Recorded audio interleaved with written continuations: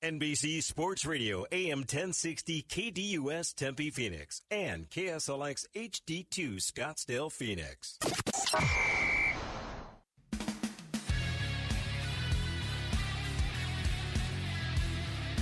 Live from the NBC Sports Radio AM 1060 KDUS in Phoenix, Arizona, you're listening to Real Hockey Talk. Hi, everyone. Welcome to the show. I'm Dave Isaac, alongside my good friend and sports commentator Jimmy Marshall. And Greg is on assignment, but he'll be here later. Jimmy, and it's always nice seeing you. Well, thanks for having me on, Dave. We just finished up our show, and That's right. So I'm going to sit in for a little bit till Greg gets here. Thanks for having me on. Oh, yeah, absolutely. We go back a long time, had shows together in the good old days, other stations, but now it's NBC, and we have a great show today because at 2 o'clock we have our own hockey guru from Boston calling in from Las Vegas. This guy travels quite a bit.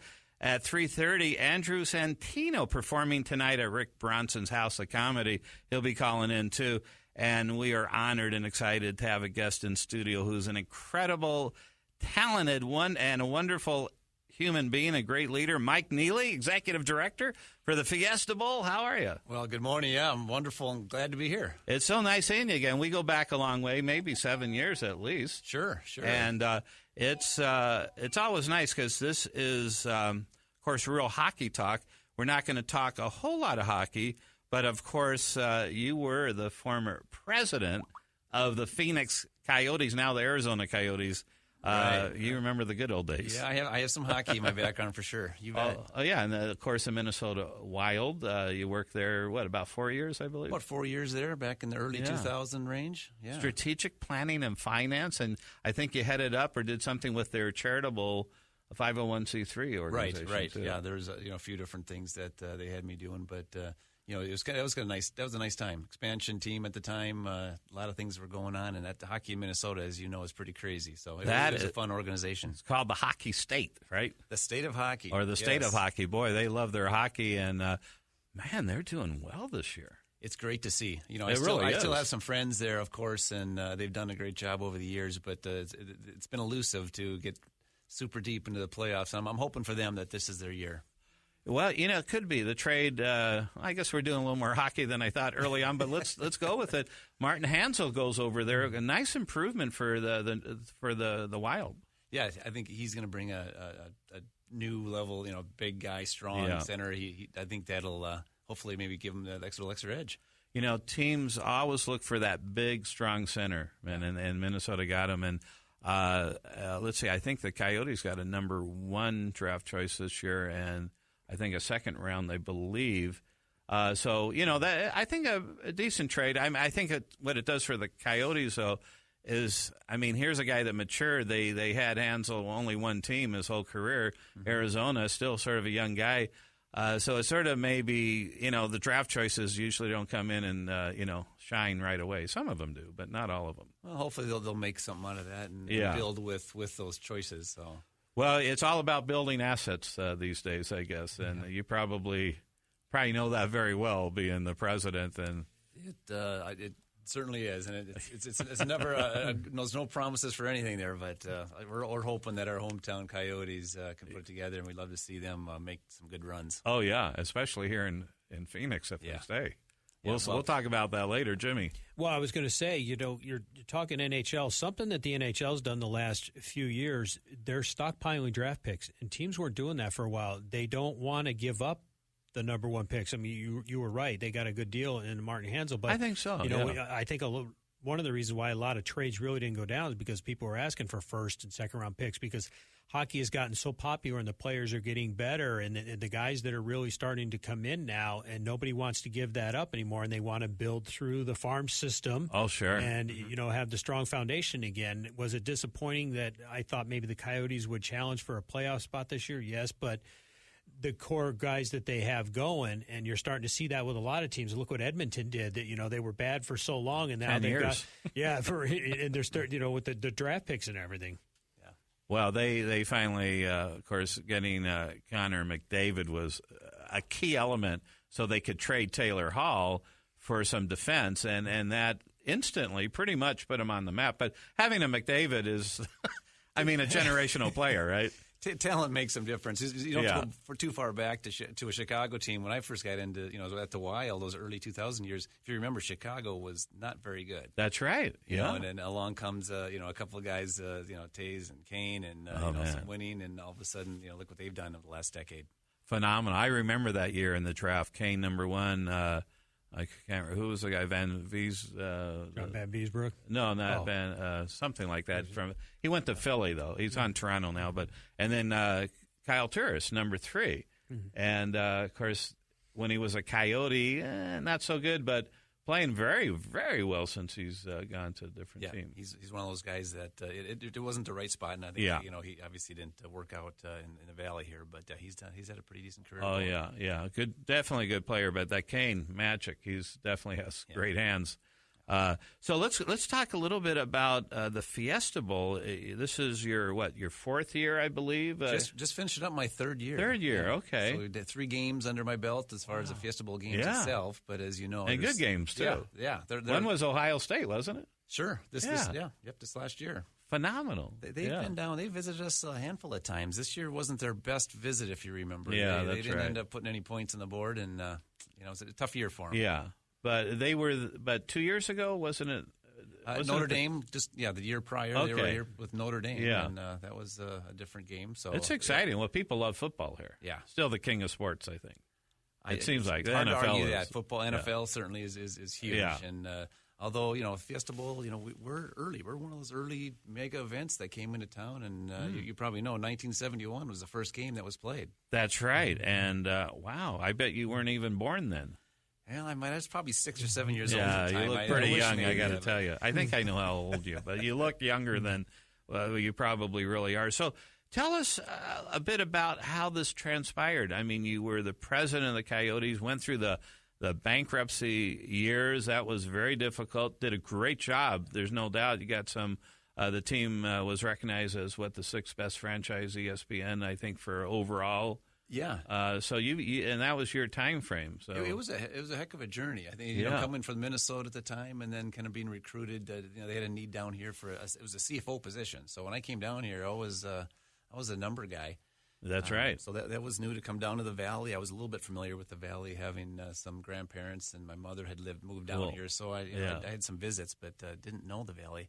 Got talked into coming down here. Not surprising, they brought me down in December for an interview, and you fell in love with the place, I'm said, sure. Okay, maybe I can make this work. That's a good time to come down. If it was August, maybe you'd say, maybe not, right? And of course, in the cell job, I had to be back home with my wife, of course. But, sure. There's actually a quick little story on that. Sure. My Golden Gophers, I'm a Gopher guy. Born and raised, multiple generations, and still kind of try to follow them. But they were at a bowl game. How's that for maybe round circle here? But they were at a bowl game, and I was visiting. I think we were in Music City Bowl back then, and the recruiter guy had called, and we'd been negotiating, going back and forth, and I had said no a few times, and then I think I threw out something like, well, if you do this and this, and then I'll come down here for the Coyotes. And, oh, wow. And got the call back, and they said, okay, you're on. And so I had to make that call back home to Minnesota, said, honey, we're leaving. So did you? That was 11 years ago. Was she happy with that? Or? Oh, yeah. I mean, we'd talk some. Not that I'm a marriage counselor or anything. But she's up for challenges and things. And so we had young kids at the time, so we could uproot pretty easily. And wow. we enjoyed it and loved the Valley, of course. And now we're here 11 years later. And although, the Coyotes world was probably not the smoothest situation, I don't think there's anything been quite like that ever that I can remember. We talked about that years ago, and oh sure, and that's like getting a master's or a PhD. I'd say PhD, maybe, at least maybe twice. Disruptions and the things that we had to deal with, but the first week I was here, I think was that issue. Remember the gambling thing with Tocchet and Grissom? That was about the time I showed up, and then from there we had, of course, ownership changes. Illman had the team when I came down, and remembered, that first summer that transitioned over to Jerry Moyes, of course, and we were just getting used to being out in Glendale. Now here we are; they're looking to move out of Glendale. I mean, that was just when I got down here. They had just come off a lockout year, if you recall that. I do remember that first time. I think in any sport, the whole year was lost. Yeah. Right, Jimmy? I mean, that was horrible. And right? that's when it wasn't the NHL All-Star game supposed to be at. It was scheduled to be here. Yeah, so you're right. That was lost, and it was the year before that. Remember that they played half their season at the old downtown facility. Moved halfway through the season. This is before I was here. Remember That's they right. finished the second half of the remember. season. So that must have been crazy for that to happen. Yeah. And the following year, sat out the whole year with the lockout. Yeah, it's just hard because I know a lot of people say hockey's not going to work in the Sunshine States, but Carolina does pretty good. Florida's been doing pretty good, though ups and downs. I mean, you can count San Jose and Los Angeles. I think if you get the right ownership and the right group in there, that it's going to work. But yeah, it's going to come back to the same. And hey, we're a transient state. You've come from somewhere else. And we want a winner. That's what everybody wants to see. I mean, you can see when the Canadian teams come, or the Big Six that come. Oh yeah, they get crowds. Well, Detroit, Chicago fills it up. We're starting to get second generation Coyote fans, so you're starting to see attendance increase. Look how long I can say till it blew in the face. It took forever for the Phoenix Suns to come around. You would always have New York and Boston and L.A. and you're seeing it with the Diamondbacks. You're starting to get second generation Diamondbacks and Makes Cardinals. sense. Where people are staying here because you came from somewhere else. We all came from somewhere else living in the Valley. And at the end of the day, you need to win, especially in this valley. And that's what it does. We've seen it look at any of the sports, but when I heard that hockey's not going to work here, it's not a hockey town. Including myself, we all moved down here from Canada, Minnesota. Oh yeah, the fans are here. You just got to make them want to come, and winning will do it. And when the team wins, all the people in the marketing side all get smarter, and the salespeople are smarter. And well, that's a good point. And they said the fastest growing youth hockey is in Arizona. And how about the number one draft pick? Where did he come from? Pick, and I'm hoping my son. Hope my son comes out of the youth program here too. Myself. Is he's playing hockey? Yeah, he's 11-year-old, so he's in the junior Coyote program. Wow, so he it's travels. Fun to watch. It's fun to watch. Yeah, a lot of travel. It's amazing at that age. You get to travel with him a bit. Yeah, I try to get my schedule enough so I can get out with him at least for a few of the trips. But it's pretty amazing. I think with there's a lot of good hockey down here, but I think with not as much as some other markets. You do have to travel and find those teams that you can compete against at the same age level. Yeah, it's definitely on the increase. Let's hope, best for the Coyotes. I mean, trying to find a spot. ASU, of course, backed out, and now it's in past committee at the state Senate, I believe, and they're trying to, get some funding, basically, some special tax districts. I don't know. I wouldn't bet on that one, actually. Well, and then this morning they announced that they're looking over by Sloan Park in Mesa now. So Mesa is interested. In Mesa? In Mesa. It's right by Sloan Park where the Cubs are playing and everything. Remember way back when they were talking about where before the Cardinals went to Glendale, there was going to be a touchdown in Mesa and a touchdown in Tempe where they had the stadium set and everything way back when they turned it down. The voters turned it down.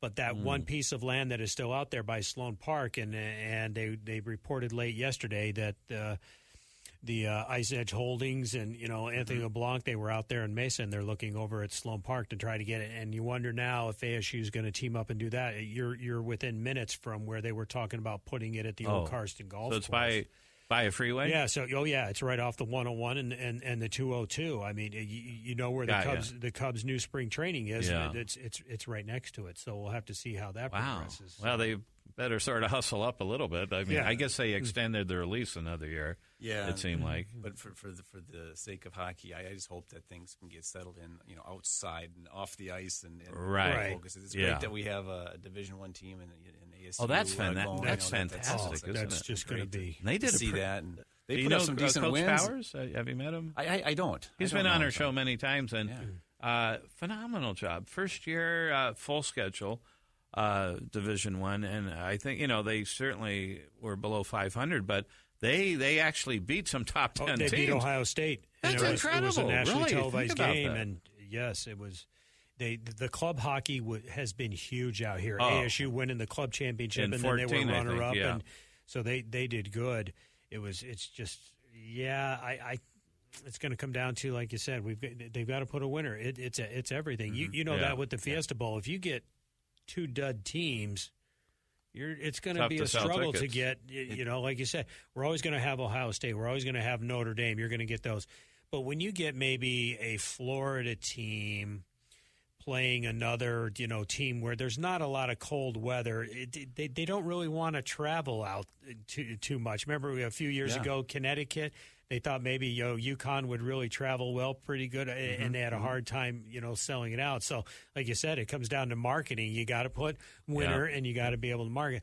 The one question I wanted to ask you about the Fiesta Bowl, and I'm not sure if you'll be able to answer this, but what I really like about the Fiesta Bowl, they have really jumped on board with getting the Latino community involved. I think this was the first year it was on ESPN Deportes, but they have really catered around. And people, we live in the Southwest. We have a Native American culture. I think they used to broadcast the Fiesta Bowls up on the Navajo Nation, and it's not as big as basketball, but football is really big. But I remember the last 2 years, I heard how popular it is with the Latino culture that they can follow football, and the Fiesta Bowl is really, because obviously the name Fiesta, sure. And it's really big. So I think really done a good job with that.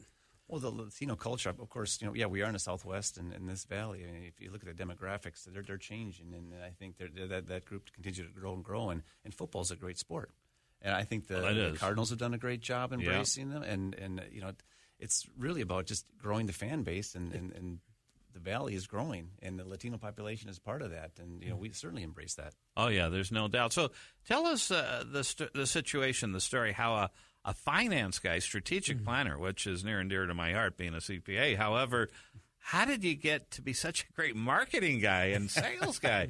I mean, you did it with the Coyotes. You did a phenomenal job, and that's like a pretty complete switch of a role. But the advantage you have, the nuts and bolts, too, of how an organization runs. Well, you hire some good people, and you have a winning team. There's my recipe. I tell you that, like I said. You're probably right. I mean, but still, your talent is evident. Well, I was always kind of tried to be a marketing or salesperson at heart. Went through, my schooling was all in finance and whatnot. But, and when I found myself in the sports business, although in finance, I still migrated towards wanting to learn and do things on the marketing and sales side. And that just, I don't know if it was natural or just by the fact that that's kind of what I wanted to focus on, different things. And when things happened with the Coyotes and all the changes that happened, and more migrating towards those things and having relationships, it just kind of worked into the position. And ultimately being president, you're going to need to be involved with those things. Oh, yeah, because you're pretty much the face of the organization at that point. And we talked about it a little bit, but that was a real tough time, But even in the tough times, and I'll say, and I continue to always give kudos. I mean, I had a heck of a staff back then. If you think back, without rehashing all this stuff, with the bankruptcy, we lost a lot of people. We didn't have a whole lot of resources, and so those people that stuck around were there for, they were in and all in, and we didn't have a whole lot of resources to work with. But it's as far as a group of people that got together and were able to perform. As you mentioned earlier, winning awards from ESPN and phenomenal, being recognized for what we did. And then, if you remember, those are the years we got to the conference final, and that's right, in playing, and a lot of things went well. And there's a lot of good people from that at that time period. There's still some great people that are at the Coyotes, but there's also many people that are scattered around in the sports business circles throughout the country, doing some really good things. Well, it really demonstrates and shows what a great leader you are, too. And that's another skill set that I don't think you learn anywhere. I mean, you sort of have it, or you observe leaders, and you become a great leader as well. But you had to be highly efficient with having a lean staff in those days of bankruptcy. And efficiency had to be precious to you. That's true, and maybe that's where the finance background came in. Yeah. Because, that everything that we did, my mindset was we need to have a return on investment on this. We don't have a lot to invest. We can't afford to lose and not be efficient. So everything we did for a purpose and for a return on what that investment was, investment of time, investment of money, and we didn't have the people. But the other side of that is when we were basically stripped down, I remember, and we didn't even really have an ownership. Of course, the league at the time took it over, but the league needed to take an arm's length away from it, so they weren't directing anything. Right. Don Maloney and myself, we just were able to just do things. We didn't have an owner, or maybe in some situations an owner's family or multiple. Stop owners with you guys. We just did it and got things done. And again, hire good people, but you also get good people and you let them do their job. You got to have accountability and goals and things like that, but if you have good people, I think one of the things that it's important to do is let them do what they do best. There's no doubt. Jimmy, you got something. Well, he was talking about having good people around, and, we keep bouncing back and forth with hockey and the marketing. That's the one thing about the Fiesta Bowl. Everybody that comes out and attends the Fiesta Bowl, I've never heard, and I'm sure you have a few, but I've never heard anything bad about the Fiesta Bowl. Everybody is there to help everybody. I mean, how many people are volunteer? There's a lot of volunteers that you have to rely on. And the Fiesta Bowl was one of the first people to do the marketing. I don't know if it was based off of the Disney, help the customer and everything, but even attending the Fiesta Bowl since 1971, and I've attended a lot, it has always been very helpful. And like you said, you got to be able to market that as well. And it's just amazing, what they've done as well. And it was funny hearing him talking about the Coyotes and doing the marketing, and we make the circle to the Fiesta Bowl. It started with them. Oh, sure. Well, we should brag about the Fiesta Bowl here because that's a gem that we have in this community. It's as mentioned, the first game's back in '71, and if people don't know it, and what I understand, and I've talked to a lot of the guys that were the original founders and got this together, and it initiated really back to when ASU was snubbed a few times, correct? And not invited to the bowl games, and kind of shortening the story here, but some business leaders got together and said, "All right, let's just start our own bowl here." Oh, there you go. Good. And that's what they did, and it's one of the better bowls. There's no doubt about absolutely. And a lot of things were done well early. We've been around. We're pushing almost 50 years. That's coming up here in a few years. But we leapfrogged. There were some bowls that were out there that the Rose Bowls, of course, have been around for 100 plus, and you get some of these others. But the Fiesta Bowl did so many things well that we rose to prominence. Where when the BCS came up, that we're beyond that era now too. But we were one of the 4 bowls that were hosting that national championship on a rotation, and then the new changes here with the college football playoff system. I mean, everybody was asking, we need a playoff. Well, we have it, and we've got 3 years under our belt with that. But the Fiesta Bowl then was one of the 6 bowls that were invited to be one of the New Year's 6 bowls that are rotating the playoff system. And so when do we see that again? That'll be where we get the national championship game. They won't, but Mike will explain that. Yeah, that's where the things that have changed under the BCS model. Right. Of course, we were rotating on a 4-year basis. Now, what you'll have every third year, we'll have a playoff game. Correct. Which is really cool. It's a top 4. Sure. And right. I mean, you can't get better than that, right? It's a great game. We just had that this last year. And, 2 great teams. But the championship game is now a bidding process. Yeah. Yep. So it was just played in. Remember we had it 2 years ago. It was played in Tampa this year. It's going to go to Atlanta this coming season, and then it'll move around.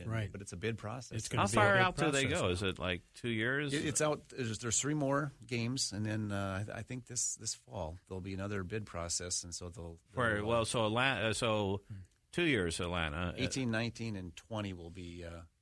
Will be played. It'll be Atlanta, San Francisco, and New Orleans. Yeah, that's right. Wow, San Francisco, they're wiping up. They had the Super Bowl last 2 years ago. Well, and a lot of people, you still hear it that they talk about Phoenix grew up as a major sports entity city when you were able to do the Fiesta Bowl and the Super Bowl almost back to back. Sure.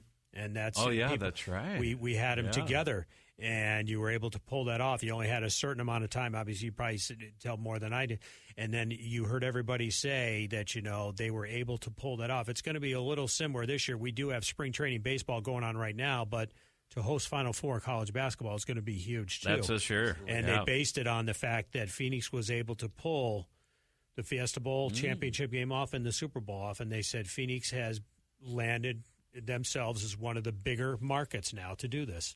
This valley has proven that we can pull off major events, and the Fiesta Bowl certainly is an annual huge event. We've been fortunate the last few years, Super Bowl and championship game, and now the Final Four. But the Fiesta Bowl is an annual major event that we're putting on, but the Fiesta Bowl people, and I say the people that we mentioned earlier, the volunteers, it is amazing. And, I've been there 3 years, and we have some full-time staff that stay busy, all year doing a whole bunch of things. But we have an amazing amount of volunteers. You see the Yellow Jackets that are out there that are besides some fundraising that they do, but those are the guys that are involved in game operations, and you name it. All that has to get done. The hospitality. We are known as is really the most hospitable.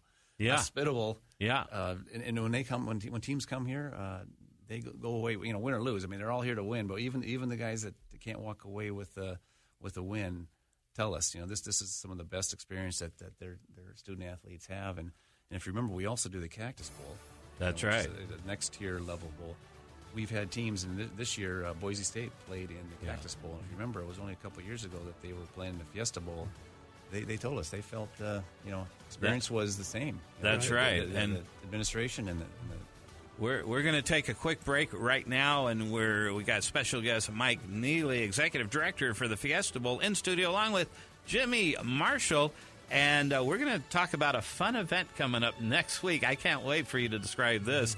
And this is Real Hockey Talk on NBC Sports Radio AM 1060 KDUS in Phoenix, Arizona. We'll be right back.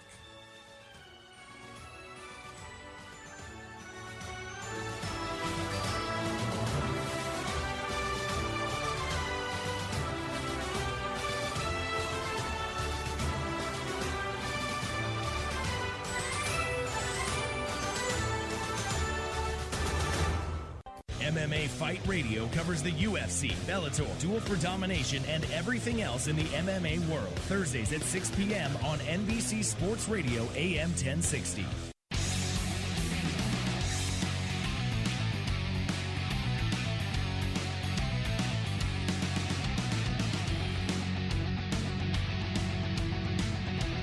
And welcome back again. You're listening to Real Hockey Talk live on NBC Sports Radio AM 1060 KDUS in Phoenix, Arizona.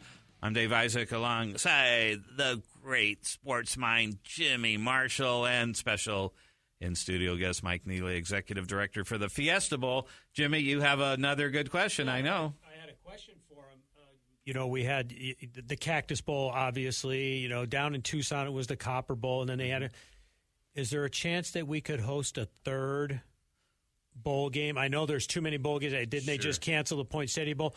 But you could have one at Chase Field if you could work out an agreement, and then there will be one at ASU, and then obviously the University of Phoenix. Is that something down the line, or are we getting to the step where you got 80 teams now, basically? Is there a talk of doing an extra bowl game? Or Well, there's talk of actually doing less, and there's a moratorium right now on any additional bowl games, and we did lose one this year in San Diego. The Poinsettia Bowl did fold up, and so we're down one more. But this state is fortunate. We do have the 3 bowl games, because remember Tucson, correct? Has a couple of years ago they started up a new bowl game. So I personally think I'd love to do 3 games in town. We're one of the very few organizations that pull off 2 games, but I think we got such a great staff and powerful volunteer base that we could do 3 in town here. Right, because the way that they tier the bowl games, it would be, just say, for example, the middle part of December would be, I don't want to call it a low-tier bowl game, would be maybe at one of the venues. Then you have one right before the holiday season where it would be, and then you have obviously leading into the big Fiesta Bowl one. So there would be a way to pull it, because you have the 3 venues. We certainly have the venues, and Arizona State is putting a lot of time and money into upgrading their facilities, and so that's going to be a great venue to host a game for sure. And we've been downtown now 2 years, and a third one coming up, and that's really a great venue. You wouldn't think about it. I think about baseball. That's Chase stadium. Field. Yeah, Chase Field. Cactus Bowl. You certainly wouldn't think about that being a great facility, but it really has been. And it's a great size. It's about a 40,000 seater, and the teams that have played there have raved about the experience itself, and of course it's a Fiesta Bowl, people that are putting that on, and so they have a great experience for sure. Jack Murphy Stadium, where the San Diego Padres were playing their, and then the Chargers were playing football.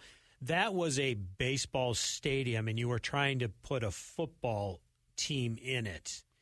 Chase Field, yes, it is a baseball stadium, but you felt very comfortable watching football in there. The way that they built Chase Field, you can watch football. You just couldn't do that in San Diego at the old Jack Murphy Stadium, and that was one of the reasons why the Chargers, they wanted the new stadium.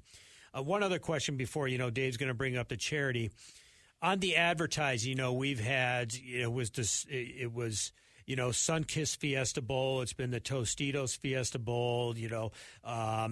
PlayStation, Motel 6. Do you guys go out and get the advertising, or do the advertisers come to? Did PlayStation come to you, or did you go? How does that all work? That's what I wanted to know about the business. And that's something that's changed over the years too. First of all, I think you mentioned off air. We were the first bowl to have a title sponsor back in in Sunkist days. So I find that very interesting. And then in a long marriage with Tostitos, of course, but PlayStation is a fabulous partner this year, and they'll be with us here going forward. But the also part of the college football playoff, when that system started, if you remember, ESPN paid a lot of money for the rights, and so that title sponsorship actually belongs to ESPN. So ESPN is actually, in their group, is out of the ones that are acquiring that title sponsor. So now we, in turn, in partnering with ESPN, work with the title sponsor, and there's local activation, and we have our own relationship with them as well. But it's actually for the Fiesta Bowl, ESPN owns the rights to all the New Year's Six bowls. Really, does that mean they get all the revenue, or is that confidential? They get the revenue. Yes, they paid a lot of money to get that those rights and revenue, so they're working through that. Now the Cactus Bowl certainly is different, and that's ours, and we go out and acquire that. Okay. Wow. So because I figured ESPN was involved in something, because I said, all of a sudden the Fiesta Bowl is now on ESPN, and is missing having the Rose Bowl on over-the-air TV, because there's a lot of people that are unplugging themselves from satellite and cable TV, and is there ever going to be, when's the contract with ESPN when it comes up? What are the chances that maybe someday Amazon is going to be bidding for the Fiesta Bowl, because they are talking about Amazon is looking to take Sunday night or Monday Night Football when the contract comes up. Oh, wow. Is that something that the Fiesta Bowl, Rose Bowl, Sugar Bowl, all of the big bowls, are we looking at streaming the next thing for advertising? Think of how fast technology is changing, and how we're seeing how consumers are consuming games and sports and amazing, right? Those little machines that we hold in our hand are going to be maybe the source of more than we can even imagine. Right, because we talk. I'm sorry, Dave. Arizona Rattlers. All the games are now available on YouTube. They're now in the Indoor Football League, and you can watch the games. Yeah. They did Thursday Night Football. You could watch on Twitter, and then Yahoo was testing the games. Eventually, are we going to see, and it's a bigger topic later on, I think someday the Super Bowl is going to be in England, and it's coming sooner than later, because look at the revenue that can be created. But I'm thinking streaming is going to be next. Are you going to stream on Hulu, Netflix, any of those, Amazon, and the Fiesta Bowl, one day you're going to watch it through the Fire Stick? It's possible. Well, it's interesting, because from a financial standpoint, with all these other venues that are probably less expensive to put on than some of the channels that have been around forever with high overhead, I wonder if the prices will bid up or bid down, because with all these other outlets, distribution channels, I wonder what the impact financially is. Have you sort of thought about that, or not yet? I don't think I'm smart enough to be ahead of the curve on that one. I don't know if that's interesting. But it is. I mean, what you know is it's going to be changing, and the speed of technology and all the that's going on in that world. It's going to be interesting to see how we do try to keep up with what's going on and work with and talking to the ESPNs of the world and be thinking ourselves. Are we? Is there other options out there that streaming and it's real right now. It's happening and try to be on the front side of that and be thinking about when contracts are up and around. And the one thing, we talked the four-letter network, and look, if it wasn't for the four-letter network, we wouldn't be doing our shows, because they're the ones that really created it. What I really liked about them, if you're out traveling around, and we know radio is changing, you can listen to it on your phone and everything like that. I loved having the Fiesta Bowl on the radio, because if you're out driving somewhere, I was coming home from a trip in Flagstaff, and I was able to listen to the Fiesta Bowl on the radio, and that's really big to have that, to listen to the bowl games on the radio, because there are still people out there that read the newspaper, but there are people out there that do listen to radio. That's why we have our shows on and everything. But you're right, as fast as everything is changing, who would have ever have thought that you could listen to our show in Japan. Yeah. But isn't that amazing? So you're right, to keep up with technology. That's your biggest audience. Yeah. No, I'm kidding. But that's Just teasing. That's the one thing about the Fiesta Bowl. They have kept up with technology. They really have indeed. Yeah. And does that I mean, I guess you're responsible for that. Being the executive director, you don't have to do it, but you have to pick the right people to research it, to understand it, to get it done. Certainly, and it's a big decision when you're contracting with your rights that you have and trying to monetize that. Well, that's true too. So, tell us, the Fiesta Bowl is such a great event, and of course, all of Arizona should be grateful for that. So, you have certain things coming up that can support the Fiesta Bowl, their efforts, and whether it's contributions or attending these events. And one is really interesting. I actually didn't hear about it till, Jimmy, you knew about it a long time, but yes. I didn't until yesterday. The duck race. What is the duck race? The running of the bills, as we're calling That it. is so cool. Well, for those that have been around a long time, this is an event that used to go on for many years, and I think it's been close to 15 years since the last duck race happened. But it's a fundraiser, and maybe we can even back up a little bit for the Fiesta Bowl. Most people don't know that we are a nonprofit. Yeah, and one of our biggest driving forces that we want to do besides we put on a fabulous game, two great games, raise a lot of money, but we give a lot of money back through charitable work that we do and direct grants. We gave over $2 million away last year. Through our grant process. And that's awesome. And we're proud of that. And the events that we do, like the duck race, is one that we brought back because we thought that is a neat event. And again, it's coming up. It's next Saturday. Maybe we can talk about that specifically. Yeah, definitely. Next Saturday. But, in essence, we ask people to adopt a duck. And, the ducks are all numbered. And the short answer, your duck wins the race, first one through, you're going to get half of the money prize. So it's kind of like a 50-50 raffle almost. So whatever we raise, we're going to give half of it away to the winner. And what is shocking to me, or I don't know, shocking, but it hit me like, wow, you put 10,000 or so ducks in the water. Yeah. Where do you get 10,000 ducks? Well, we got to explain. It's not live ducks, Dave. Oh, okay. Well, my bad. That's probably a good clarification. Yeah. I don't want people mad at us either. No ducks will be harmed. Yes, exactly. Yeah. No, they're the rubber ducks that that is cool. We label them all up, and they'll be 10 to 15,000. We put them in the waterway there, right down the Scottsdale waterfront, and we'll dump them in the water all at one time and see which one floats faster and gets through the final tube, if you will, and then the winner will be. So is there a rush? Is there a current going on? There's a current in that. Oh, okay. I don't know if I've seen that, but so if you're dumped at the end, can the little ducky come up to win? How does that work? Well, they're all just dumped in the same time. Oh, just at the same time. They're all dumped at the same. Yeah. How do you dump in 10,000 ducks? By the way, you get a huge dumpster. Is that right? I haven't seen it live before. Yeah, you have them all, and we manually have to label all these. That's incredible. How long does that take? Well, we had a little duck labeling party last weekend, and the whole weekend, all hands on deck. But it only took a couple hours. Really? Yeah.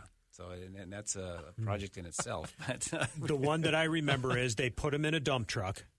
And they were yellow, and they put them out at the Scottsdale waterfront, and they dumped them right into the water. Mm-hmm. Wow. And the current goes, and they flow through. And let me tell you, it was clever. A lot of cheering and going a lot on? Of people. Oh, it was a big-time deal. Like it really the Kentucky was. Derby, probably. Yes, it really was. And I don't know how long it took or how long they expected it, but I do know one thing: when they stopped it, it was very, very unpopular that they stopped it. Everybody couldn't believe it, and it's one of the best things they did was to bring it back. Yeah, and it's down, like I said, down in the waterfront area of Scottsdale, and there'll be some things around there. There'll be some food and wine and beer. We're trying to make an event out of it. But, at the end of the day, it really is a fundraiser. And last year, as a charitable group, and one of the things that we did, recognizing that teachers need to be appreciated more. Sure. And we did some things last year specifically for teachers, and this particular event is going to help. Again, we're going to do a lot of things for the teachers again this year, and this event specifically is going to go towards the granting of wishes for teachers. So visit our fiestabowl.org, and you'll see the duck race information on there. You can still adopt a duck and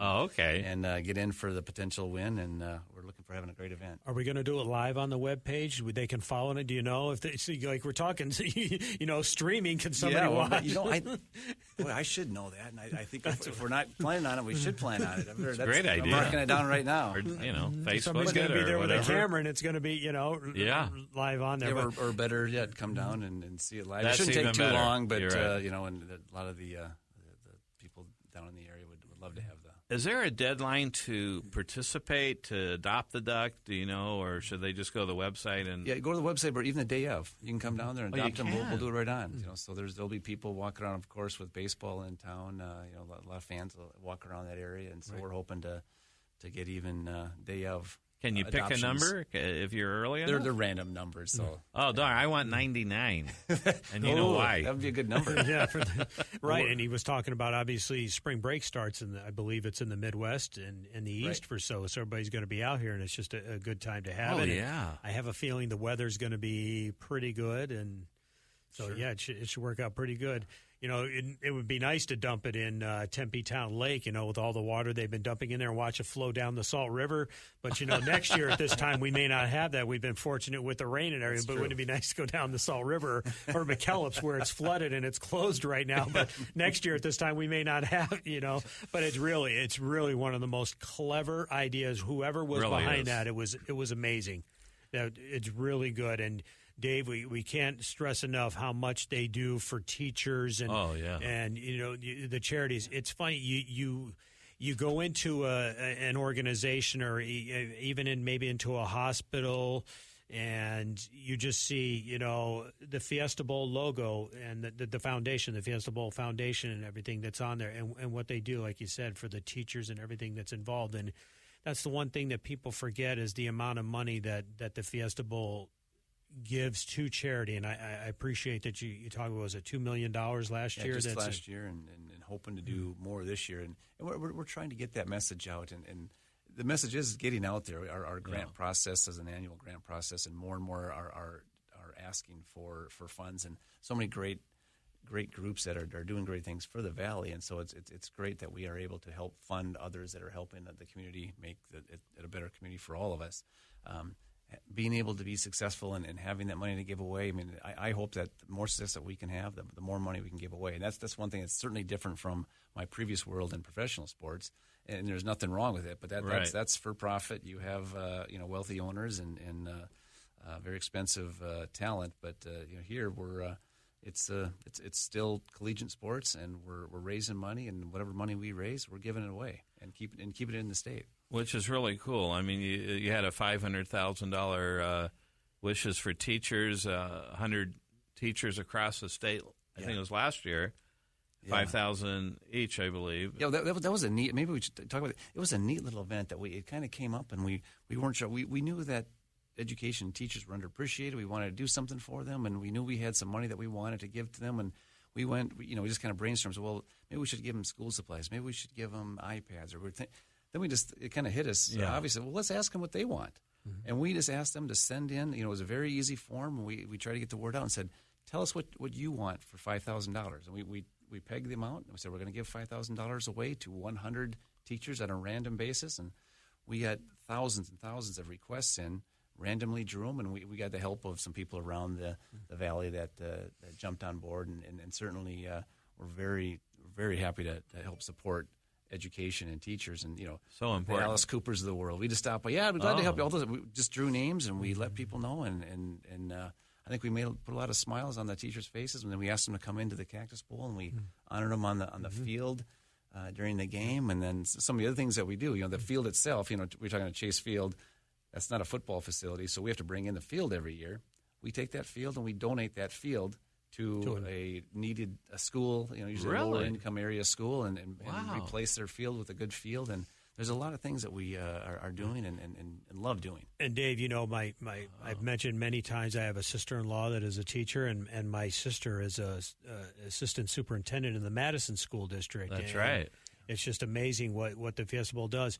I haven't really stayed. I mean, I'll always watch the Fiesta Bowl because I love when they talk about the Arizona weather, but this was years ago. Do the players still visit the hospitals before the game for the kids and the coaches and everything like that? That's part of the thing.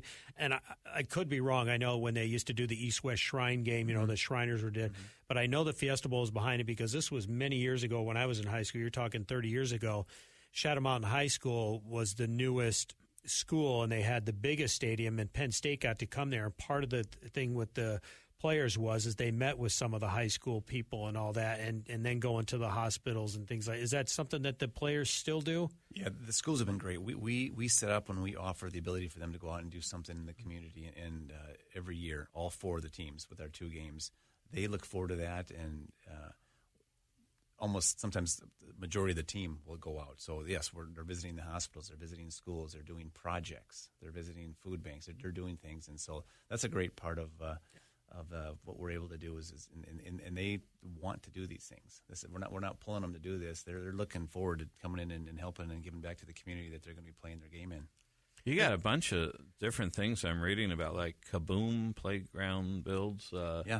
That's another good one. That's part of our grant process. But we've built a couple of big playgrounds. Through Kaboom. It's an entity that helps facilitate that. But we're building our 3rd one here coming up in a couple of weeks, and we're going to continue to do that because that's something that that's something you can do for community. Correct. And leave that behind. Oh, yeah. It lives for years to come. And it's a good volunteer event. A lot of us roll up our sleeves and get to work and put those things together. Well, I don't want to put you completely on the spot with it. You may not know, but what you do for the military is really well too. So if you get a chance, I don't know if vettix.org. I'm not sure if you work with them, but I do know that there's some military folks that can enjoy the game, and which is also really big. That the Fiesta Bowl has jumped into that as well. Yeah, we have a great relationship with a local Air Force base here. I mean, personally, I'm on a board that supports the Fighter Country Partnership, which has been a supportive board for the men and women of the engine kit and the families, of airmen.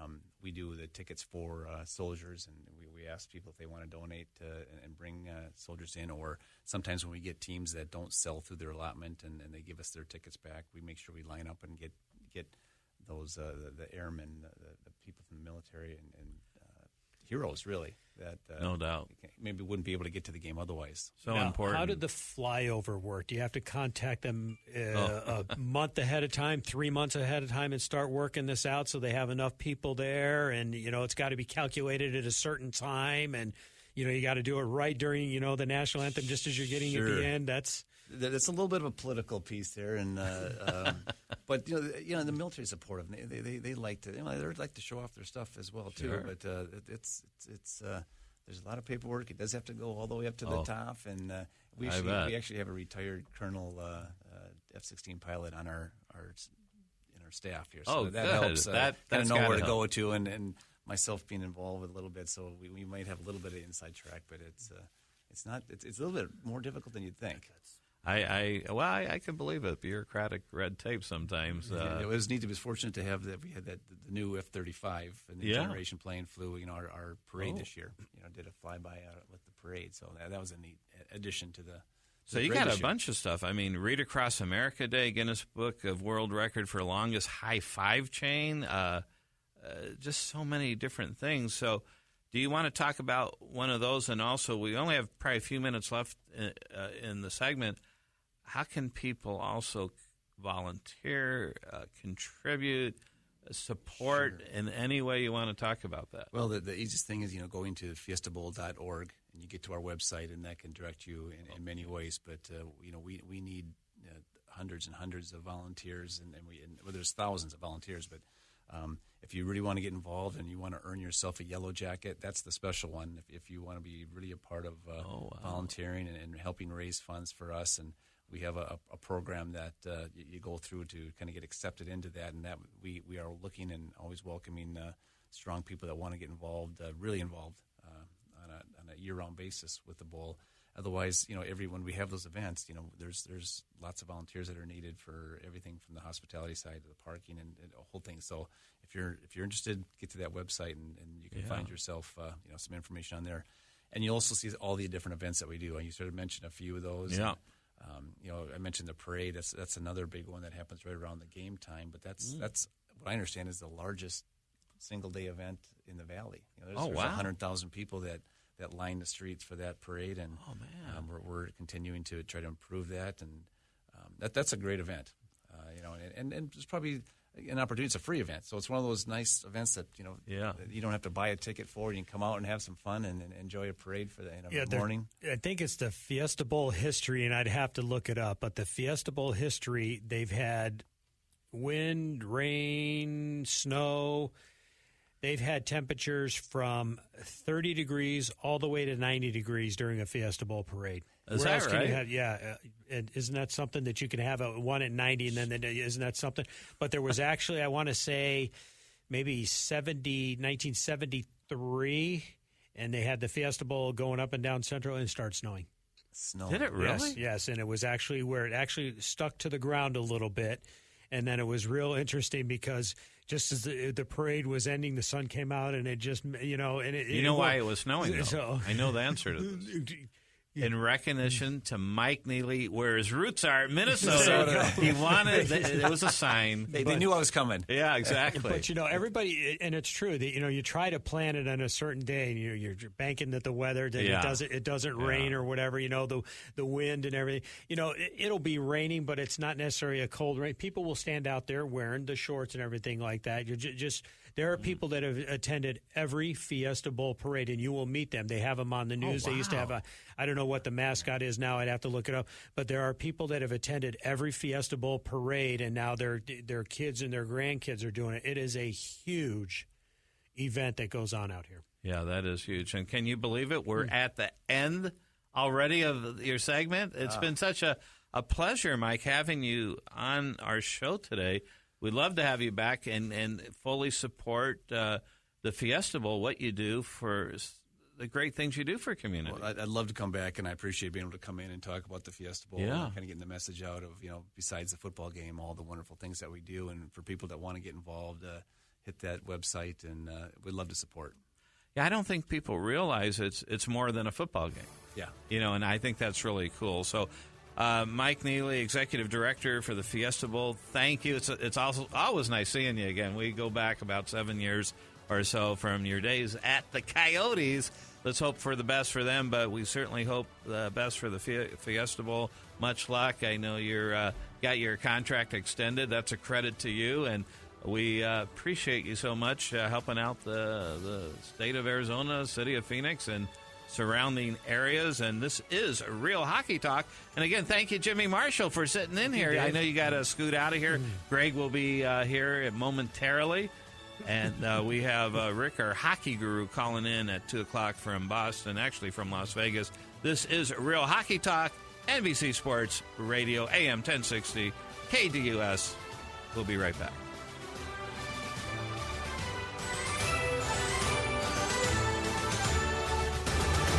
NBC Sports Radio, AM 1060, KDUS Tempe, Phoenix, and KSLX HD2 Scottsdale, Phoenix.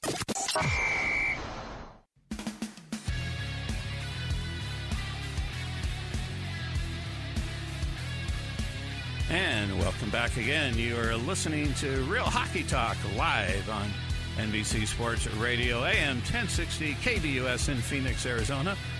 And again, thank you to Mike Neely, Executive Director for the Fiesta Bowl, and, of course, Jimmy Marshall, who is going to leave us for now, but listen to his show every Saturday, 10 to 12, right here on NBC Sports Radio, AM 1060 with Big Ed Smith. Great guy. You're both great guys, but you're packing up now. And guess who's going to take your place right now? Yes, it is none other, the Hockey Guru Plus, Greg Isaac. So here he is. And, of course, I think we have Rick on one of the lines from Las Vegas, our Hockey Guru. Rick, how are you? Hey, how are you? I am, yes, up here in beautiful Las Vegas. I love Las Vegas, by the way. It is. It's a nice little drive up, and I'm just having a little quick weekend jaunt from the valley. But wow. So what do you do or should I know what happens in Vegas stays in Vegas? Well, silly me. What am I asking that for?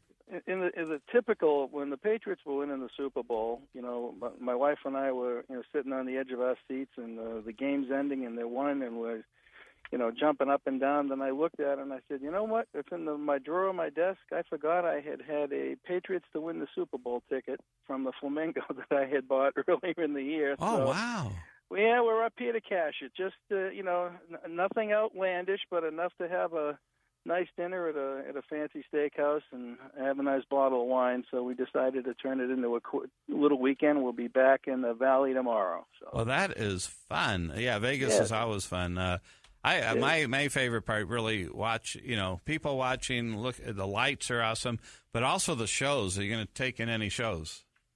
We're gonna play that by ear. We just got here, and we're gonna look around and see, maybe Blue Man Group, or see if we can get any concert tickets. We got to see who's live and who's playing. So we were a little bit remiss in checking things out, but we'll figure something out. I'm gonna look for some Las Vegas Golden Night hats or shirts. See if they're anywhere out in the merchandise area yet. We're going to check that out. Yeah, that is awesome. They're official, of course. That was a couple weeks ago, I think. Yep, a couple weeks ago. That should be exciting. I can't wait till, what is it, the 18th to 20th, and announcing the 21st, I believe, who they will select. Right, and I know they're prepping for the draft. They're going to have the third pick overall in the draft, so Avalanche will go first, then our Coyotes will go second, and then the Las Vegas will go third. I know in the past they'd always put that expansion team ahead of everybody, but they're putting it third, and that makes sense. There's no reason to punish the other teams, but $600 million for a franchise, you got to get something for it. So well, hopefully, actually, I'll just mention, hopefully the Coyotes will go second, because I think the lottery may have something to do with it. Great. True. Yeah, so I mean, they can go as far back as they changed it now, so you could even go like the 3-spot spec, because the top 3 now are up for grabs for the teams that missed the playoffs per se. Right. So last year we saw, I think it was Winnipeg that moved up quite a bit, and look how great that was. Getting because they got Lonnie. Mm-hmm. The good thing about this year's draft, it's one of the weaker drafts within the last 5 or 6 years. I compare it to 2011, the Ryan Nugent-Hopkins draft. There's really not anyone that's standing out at the top like last year. Austin Matthews, Patrick Laine. This time, it's a lot different. You also don't have a lot of U.S. North American guys in there in the first round. I mean, you have some good blue chip names, but people are going to get some. It's going to be a depth draft, but not a superstar draft. Yeah, so maybe not great news for either Colorado Coyotes. Well, and that's the thing, because if you look at the trades they made, they picked up 6 forwards, all young kids, and they picked up, I believe, 4 draft picks coming up in 2019. So they get the first rounder from the Wild this year, so that'll be a late pick. They get a second round pick, but it's not a deep draft. So we'll see what comes of it. By trading Hansel and the Wild trying to get a little tough here by picking up Ryan White, the Coyotes did well by getting draft picks and young forwards. And as we all know, Doan didn't go anywhere, Vrbata didn't go anywhere, Mike Smith didn't go anywhere, and they're just playing out the dance card now for the rest of the season. So are you surprised Vrbata did not end up somewhere? I am, because of his contract was so minimal. Unless I'm missing something, that his bonuses that would have kicked in would have somehow been financially applicable to the final 20 games of the season. I don't know that. He should have. Something didn't make sense there, because there were a lot of teams that could have used him, and he could have been on the first or second line. And I don't have the answer to that one. I don't have the answer to Shane Doan either. Then it wouldn't surprise me if he said no, because if you saw that interview he did that game right after they traded Hansel, Shane Doan was not a happy camper, and he was extremely frustrated, I believe, in the team and the direction it's going, and he probably said, I'm just staying here and riding it out. So I am surprised Bravada didn't go anywhere. I really thought he was going to get picked up. Oh, yeah. Well, I think with Doan, he was still willing to go to about 5 teams, but I guess nobody called, they said. Yeah, with his age and all that stuff, and it's sort of down year. Well, not even just down year, but obviously, nearing the end. But I think with Bravada, it's interesting because he does have those bonuses, playoff time, and I think it's over like $1 million worth. It is. So I think so. And I believe there's that.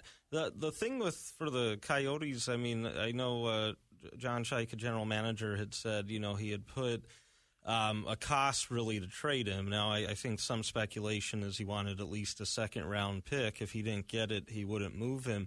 And, I think there's 2 ways to look at it. You say, well, take any asset you can. He's a free agent. Mm-hmm. On the other hand, I think the thinking is, well, we feel he'll stay in, if he stays in the NHL, doesn't retire or anything, he'll want to stay with the Coyotes.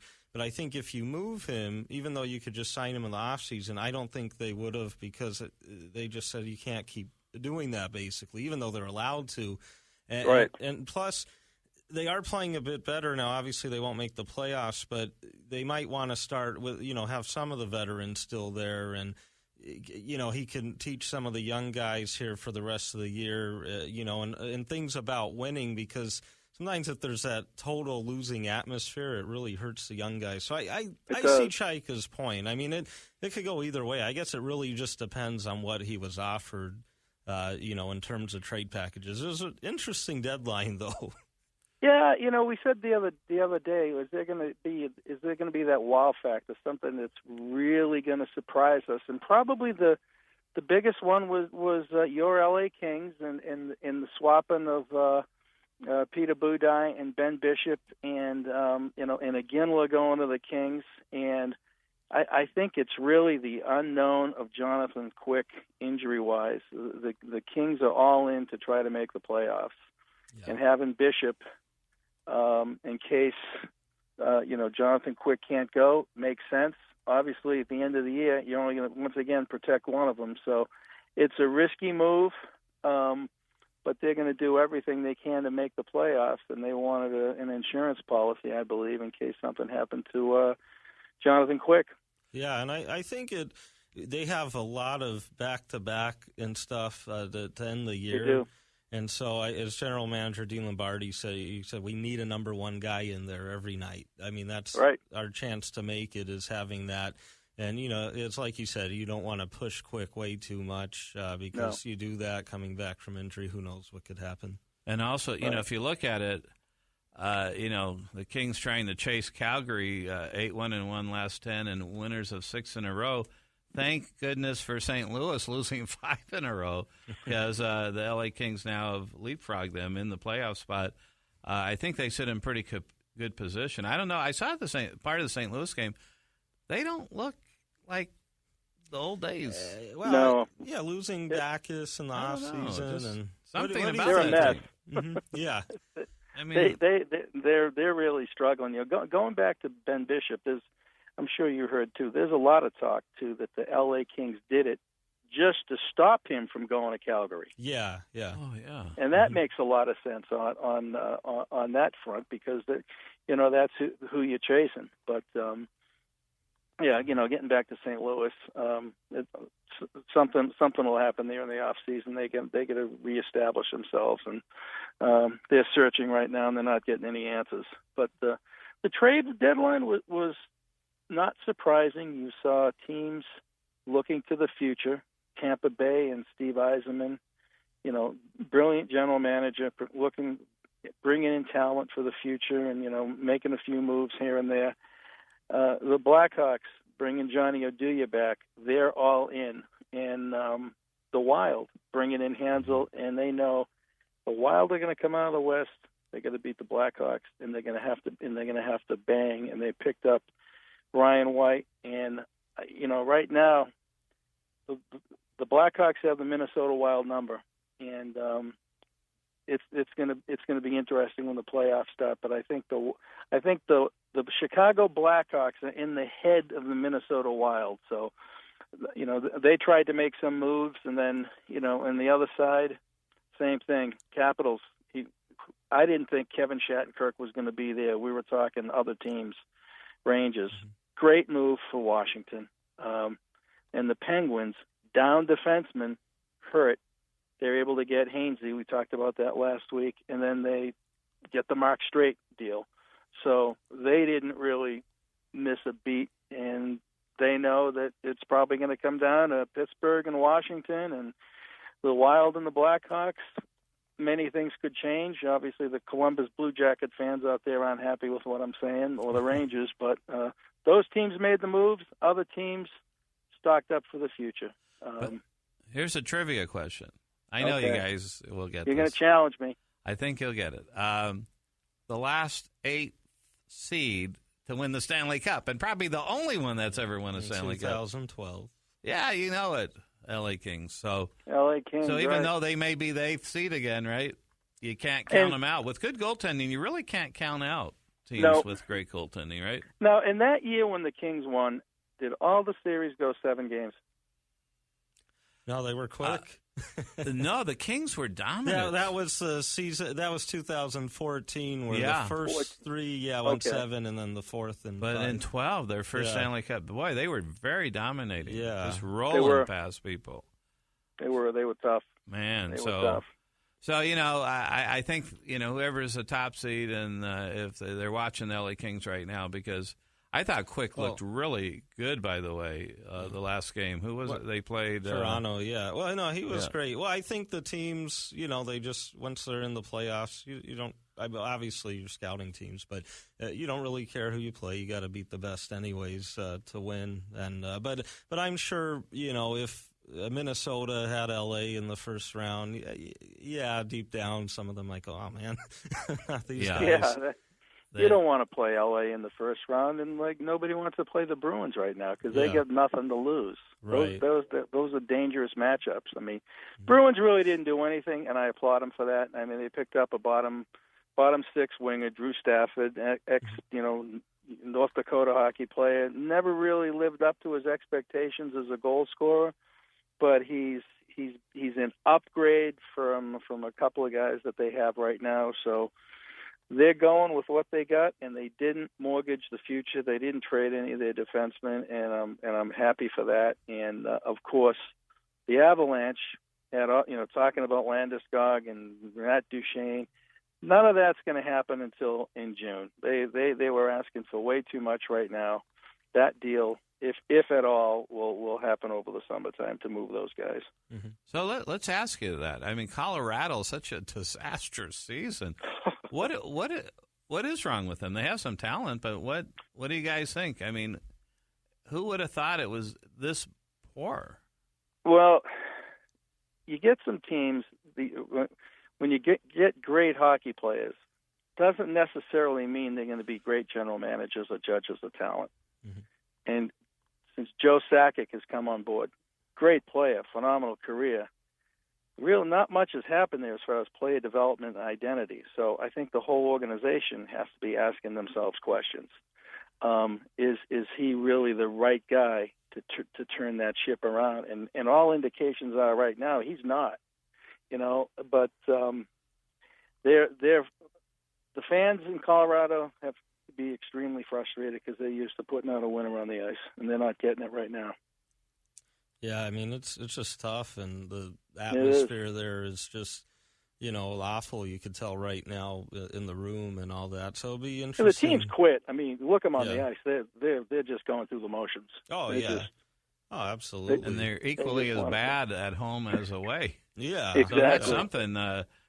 And they've been consistently bad. That's the funny thing, right? Yeah. The whole year, 2-7-1 last time. I don't know. Yeah, you figure.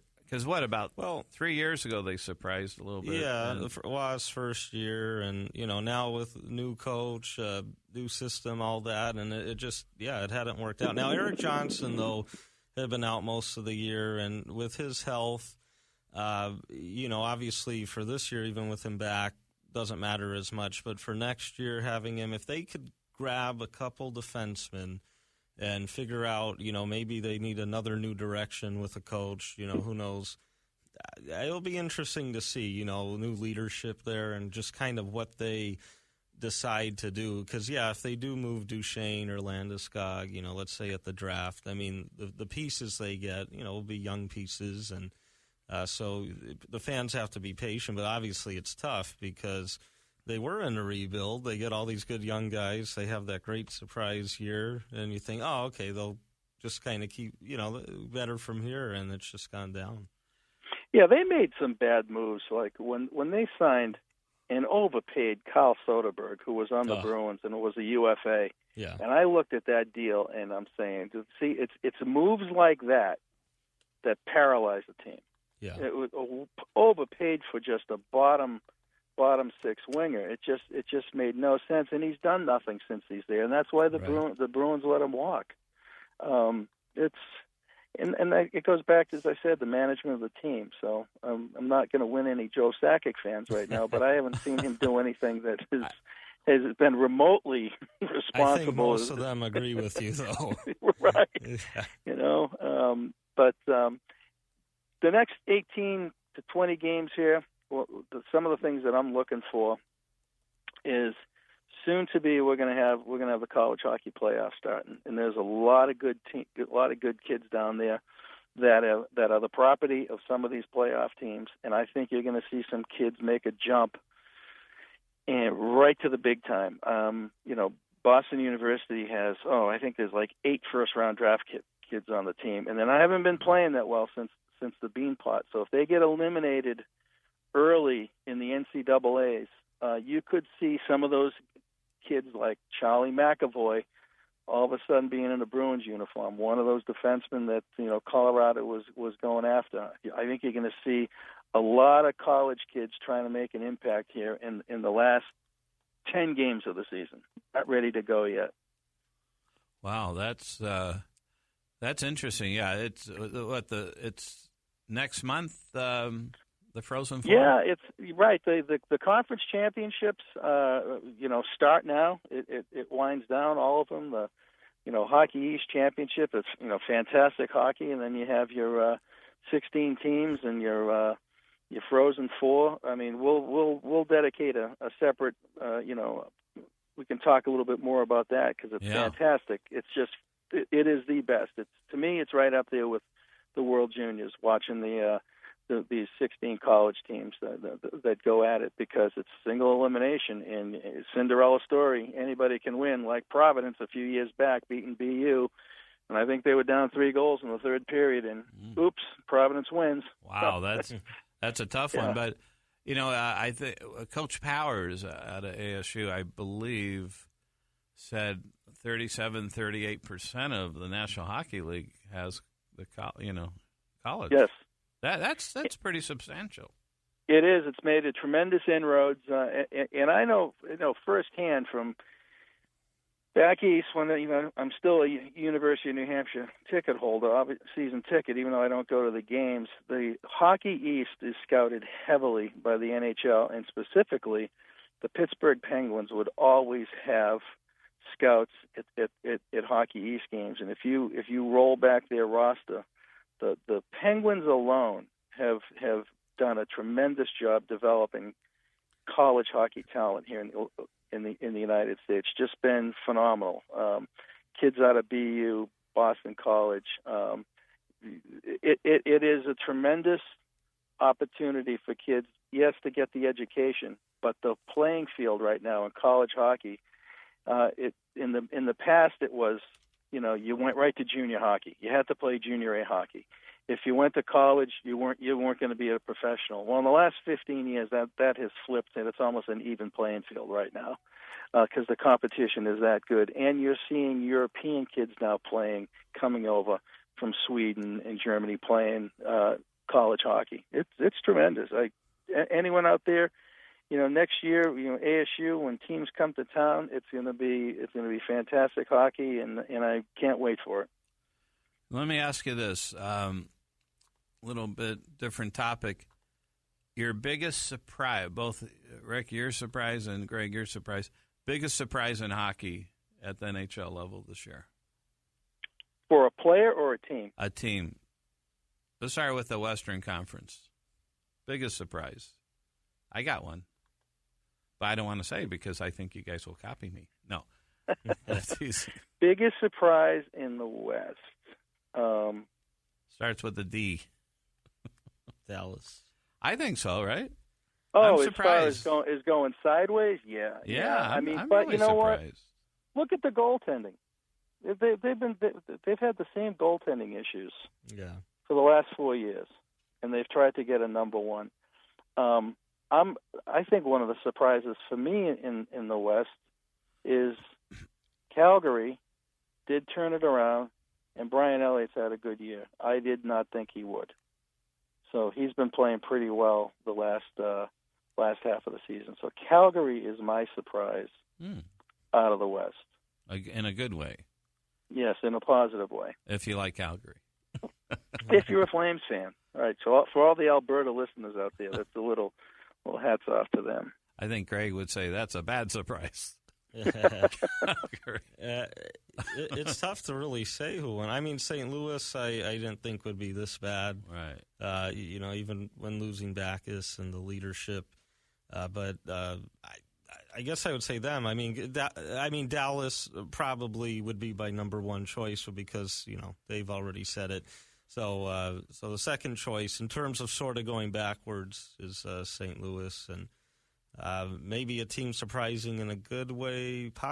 Minnesota, I didn't think would be this good. I really thought, maybe they would make the playoffs. They'd be a competitive, good club, but not to this level of eliteness that they've done this year.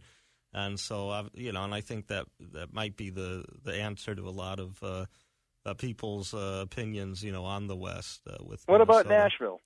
I expected them to be. Actually, I thought they'd win that division. I think really? They're built very well, but I'm only surprised because I thought they'd be a little higher up actually than they are now. On the other hand, when you kind of look at things, because things have evened out for them and they have played better after their bad start, I think they're.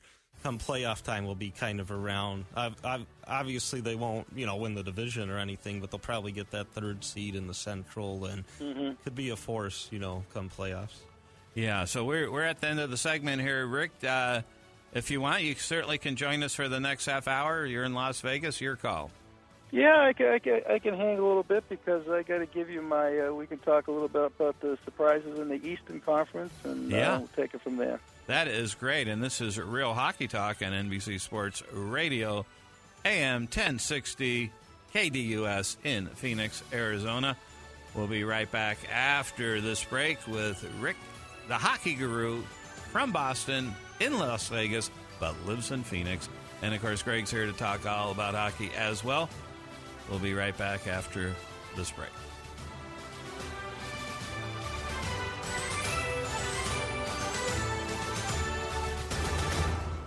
Your morning commute just became more informative. Pro Football Talk Live with Mike Florio. Weekday mornings on NBC Sports Radio AM 1060.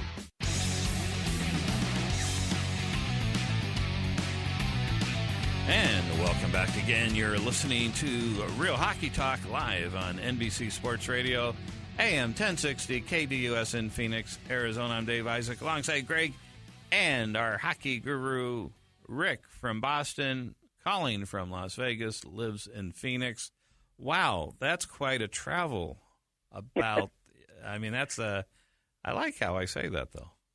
From Boston, calling from Vegas, lives in Phoenix. Okay. Before we get into more hockey, did you spend all your winnings yet? No. In fact, I have not even yet cashed that ticket. So wow. Because, remember, I've got an hour time difference. It's only 1:30 here, so we've got plenty of time to rip it up the rest of the night before we drive back. So you got there today or yesterday? We got here today. We left this morning, did a nice drive up through Wickenburg and through Kingman, and got here a little while ago. Nice. And yes. But no shows so far. You're not going to see not any yet. shows? Well, we don't know yet.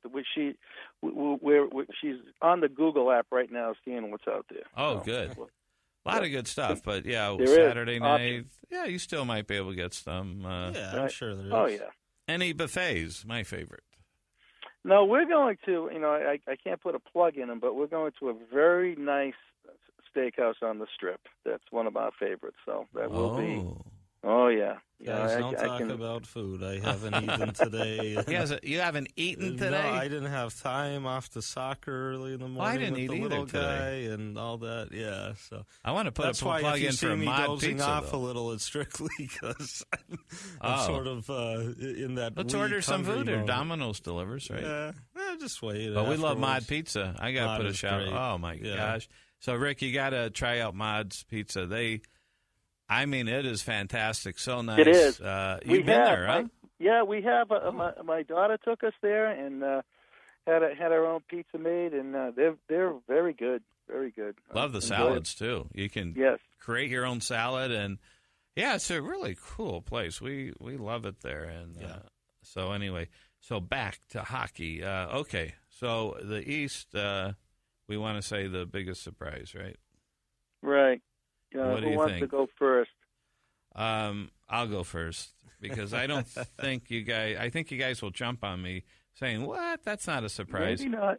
Well, it's a surprise in context to their history, Detroit. Oh, I mean, it's probably not a surprise in terms of their downward motion, but this is the first time I believe, I might be wrong, but in 26 years they missed the playoffs. Or Right. they will miss the playoffs. So I guess from a heartfelt perspective, a little bit of not really a surprise, but a surprise that is unfortunate. Probably a surprise to be as poor as they've been. You thought they'd be a little bit better, maybe. Yeah. I mean, they were trending in this direction. Right. You could see it coming. A lot of the guys getting older, and there's a little goaltending controversy there, and you need a little injection of some new blood. But I can see Detroit. Mine, if I can jump in, is my disappointment is the Florida Panthers.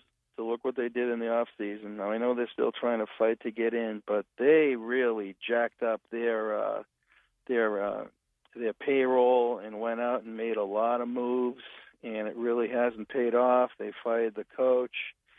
Luongo's having issues right now, so they're my disappointment. I thought they were going to be better, and my surprise, and this is personal, is the Columbus Blue Jackets, because I did not think that the coach would somehow get anxiety medication there and to find a way to deal with his troops and not flip out at everybody. So he turned the Columbus Blue Jackets around, and I didn't see that.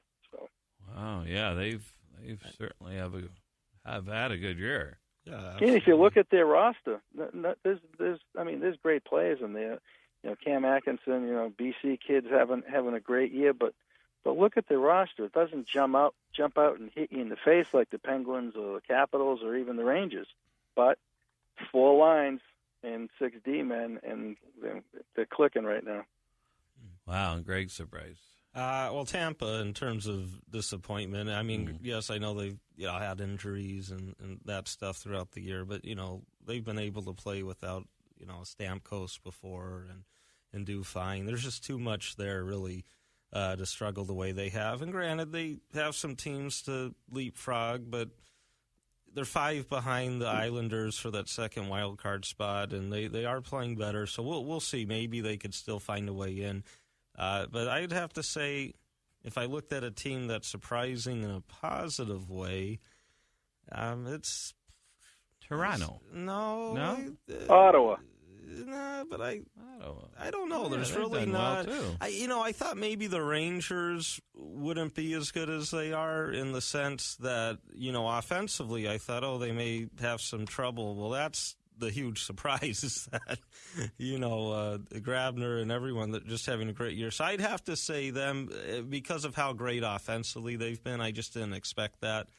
And I thought they'd be in playoff contention, but didn't maybe feel they'd be, they already have 41 wins on the year here. And if they weren't in the best division in hockey, they'd be leading the Atlantic Division. and the Pacific Division if they were in either of those. So I'd say the Rangers, not huge, but enough of one. Because I just didn't expect them to score the way they have. What about the Islanders, where they started off so poorly? They've come back. Well, they needed that coaching change, and that was it. So look, they're in a playoff spot right now, and who knows? Will they remain in a playoff spot, Rick? It's going to be tough. I really haven't dissected their schedule, but they shouldn't be in the position they are right now. Based on how the moves they made last year. I mean, they really stepped it up, and they hit a wall. They're playing better of late. I don't have them making the playoffs. I have them missing, and then the John Tavares sweepstake begins. Does he stay as an Islander, or does he move on? Oh, wow. Is there going to be the same buzz around him as Stamkos last year? I mean, everybody had Stamkos, including me. He's locked. He's going to get a max contract in the beginning of the Toronto Maple Leafs, and just quietly, he didn't want to leave Tampa. Stayed there. I don't know what's going to happen with Tavares, but there's going to be a lot of talk about that when the season ends. So who's going to sneak into that final playoff spot? Well, maybe Florida. Yeah, that's who I think. Okay. Yeah, I think Florida is going, because they've been much better lately, and we're getting Barkov and the Huberdeau back. And Toronto's slipping. Yeah, and I think with Toronto, despite being so fun to watch and everything, I think as you get to the stretch drive, the young guys will continue to learn, and they definitely could get in, no doubt. But I think Florida, I'm with you, would be the team that I think could do some leapfrogging there. If Toronto, I mean, if you look at their roster, the amount of rookies, as you said, the amount of rookies they have playing, and then you look at their top three of Matthews, Mitch Marner, William Nylander, they're like either 2, 3, and 4 in rookie scoring. They're right up there, and then they have like 4 or 5 other guys. If they can get a goaltender next year, better than a Frederick Anderson, if they can move maybe one of their young guys to really get a stopgap goaltender, Toronto's going to be tough for a while. Yeah, it'll be interesting with them. Yeah, I mean, as they could add, and these guys, as they get more accustomed to the league, because they already, are, and other young guys they have coming up even. I think with all their assets, too, if they could pick up that top 4 defensemen, and it's just going to be scary how good they'll be. Exactly, and with Mike Babcock as the coach. Yeah, he's fantastic, and he's not setting these guys back and having them just play a defensive game. They're developing under him. They've got their scoring. Toronto. I want Toronto to win a Stanley Cup because they've gone so long to the Johnny Bower years that if Toronto was ever to win a Stanley Cup, the country of Canada would go crazy. And there's generations of people that have never seen the Leafs win. And I equate that. The Red Sox got their monkey off the back. The Cubs did. Now it's turned for the Maple Leafs. Yeah, they're the next franchise that needs to get back in the win column. It's amazing how successful they've been financially, selling out forever when they haven't had many good teams. Right. How is that, Rick? I mean, how can it just grow? Just tradition, maybe, or? Well, tradition has a lot to do with it, but it's Toronto, and Toronto's the financial capital of Canada. All the luxury boxes are sold out. There's a waiting list for tickets. You have that whole Ontario. I mean, they live for Maple Leafs hockey. So no matter what the product they put out on the ice, people were not going to not go to Toronto like they will go in some other cities. They go. Just like in Vancouver. You look at the Vancouver product, it's really nothing to write home about, but they fill it. Hockey's a passion up there.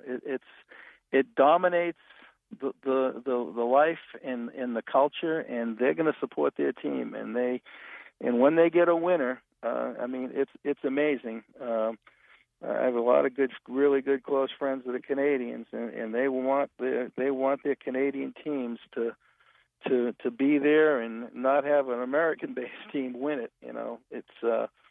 It's amazing. I mean, you'll have Montreal fans. If Winnipeg was in the finals, this is purely speculation, you'd have all of Quebec wanting Winnipeg to win it, because that's how passionate Canada is for their hockey. They want a winner, whatever city. But if it's Toronto, it will be incredible. Oh yeah, absolutely. And remember too, Dave, is that for many years, even though they hadn't won since '67 or whatnot, is that they have had really good teams. And look at the days of Doug Gilmour there in the '90s. There's Sittler. Sittler? Yeah. And, they've had great teams, but they've had some bad teams. But they still. Yeah, but the fans, they stick with it. They like it. You got to love fans like that. Yeah, they're absolutely. not fair weather. All right, here's a question, a surprise question, a question not in the script. We don't have a script anyway. It's a trivia question first. Yeah. Okay. Can Matt Murray win Rookie of the Year? Yes. You are correct, sir. Right. Wait, isn't that weird? Are you asking if you think so? No, I mean, is he eligible? I said it wrong, but he is is he eligible? Yes, he can. can. With Patrick Waugh, I think that might happen. Or Cam Ward, another outstanding young goalie of the past who came in playoff time and then win the Stanley Cup, and he's still eligible. Something like that. Yeah, I'll have to check. I'm pretty sure it's happened once. To be eligible for the award, a player cannot have played more than 25 games in any single preceding season, nor in 6 or more games in each of any of the 2 preceding seasons in any major professional league. So pretty interesting that he's had a pretty good year anyway. He has. Rookie of the Year, I think they already got Austin Matthews' name on the Calder Trophy. Oh, you think? I think so, just because of the attention and the press he gets in Toronto versus Patrick Laine in Winnipeg. It's going to go to Matthews. It's going to take something really a big change the rest of the way to alter that. But I see it. It's Austin Matthews. He's going to win it. And Greg, you agree? Oh yeah, Matthews is going to get. I mean, Laine has been great, but really good. But Rick, as you said, yeah, I agree. Is that plus with how well Toronto's played, some of the hockey writers might really say, "Oh, look how he's really lifted them up." And right, yeah. Well, in fact, Mitch Marner might get more votes than Laine just because he's in Toronto. Oh, good point. Yeah, that's actually he has a ton of assists. Marner does too, and he's great player. Oh yeah. So I had the good fortune, Rick. I don't know if I told you this, of interviewing Austin Matthews prior to him being chosen number 1. Excellent. I was in Buffalo. Great place, though, by the way. Their arena and the phenomenal sports bar connected to the arena. This TV is like looks like Godzilla. I mean, it's like huge. And you can see it from the first, second, and third floor. I don't know if they have a third floor, but a really nice. I forgot what it was called. It was like 961 bar or something. But the owners of Buffalo also own that. But really cool. And so I was staying at a hotel, and who was that, Greg? One of the manufacturers, the helmets. What are they called? Oh, was Bauer? It Bauer? Who's another one? I wasn't there, but I think it was Bauer. Might have been Bauer.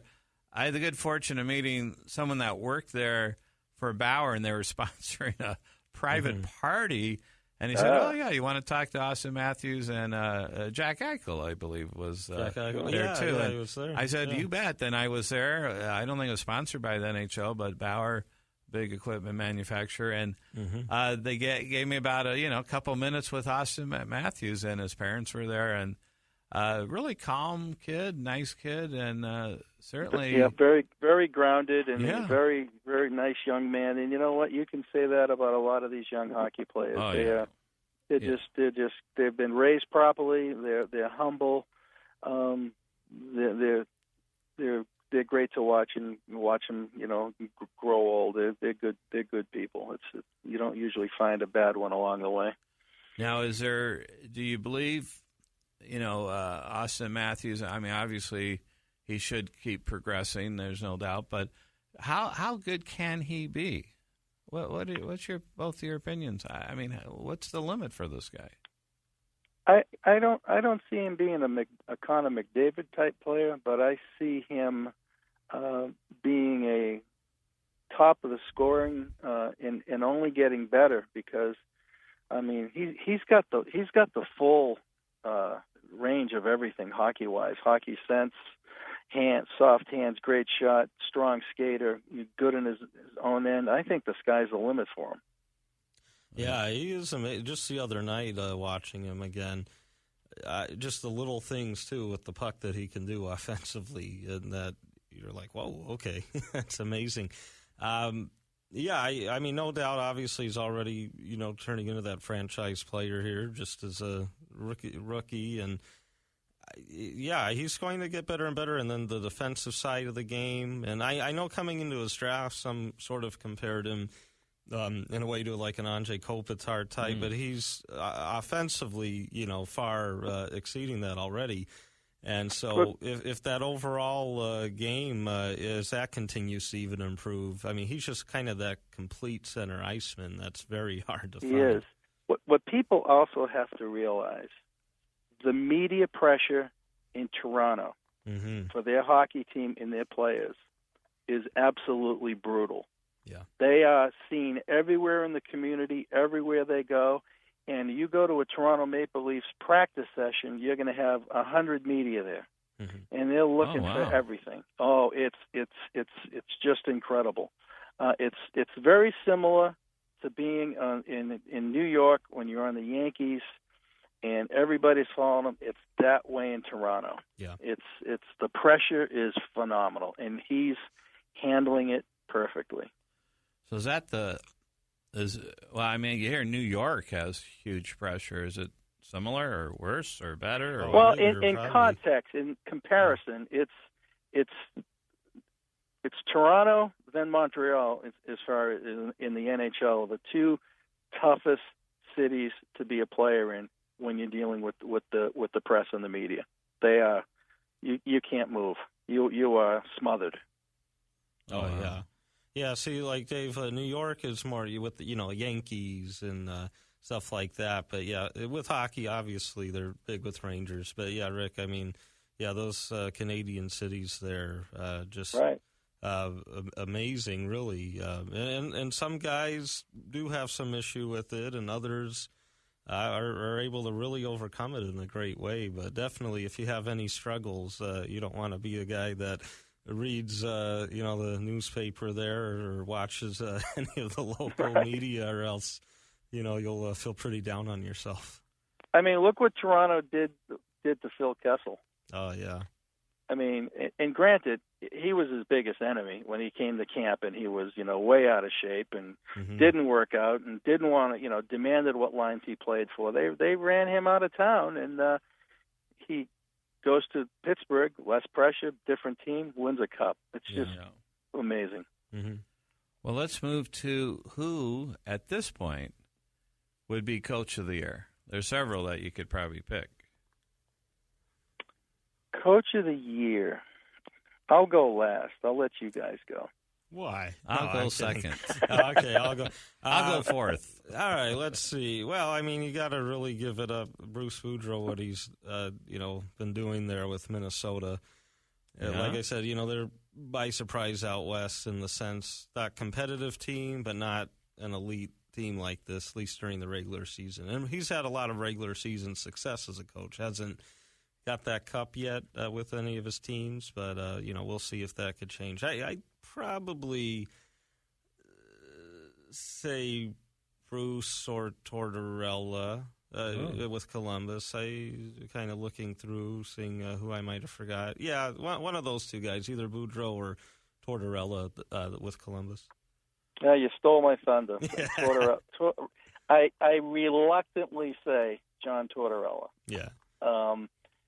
Just because he can be like sandpaper when you're dealing with him, but look what he did, and I'll give him credit. Is he mellowed out? Somebody got to him, and he took the.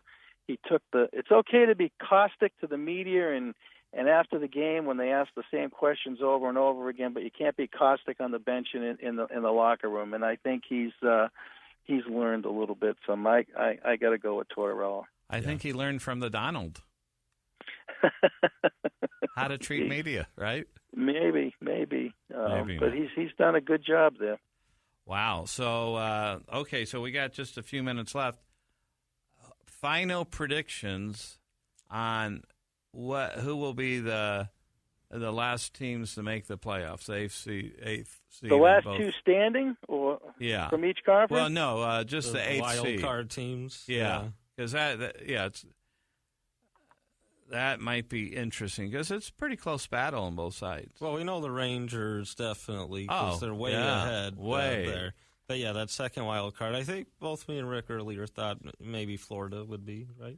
Yeah, you I did think say Florida, that. Florida will be the last team, and I have Boston getting in there.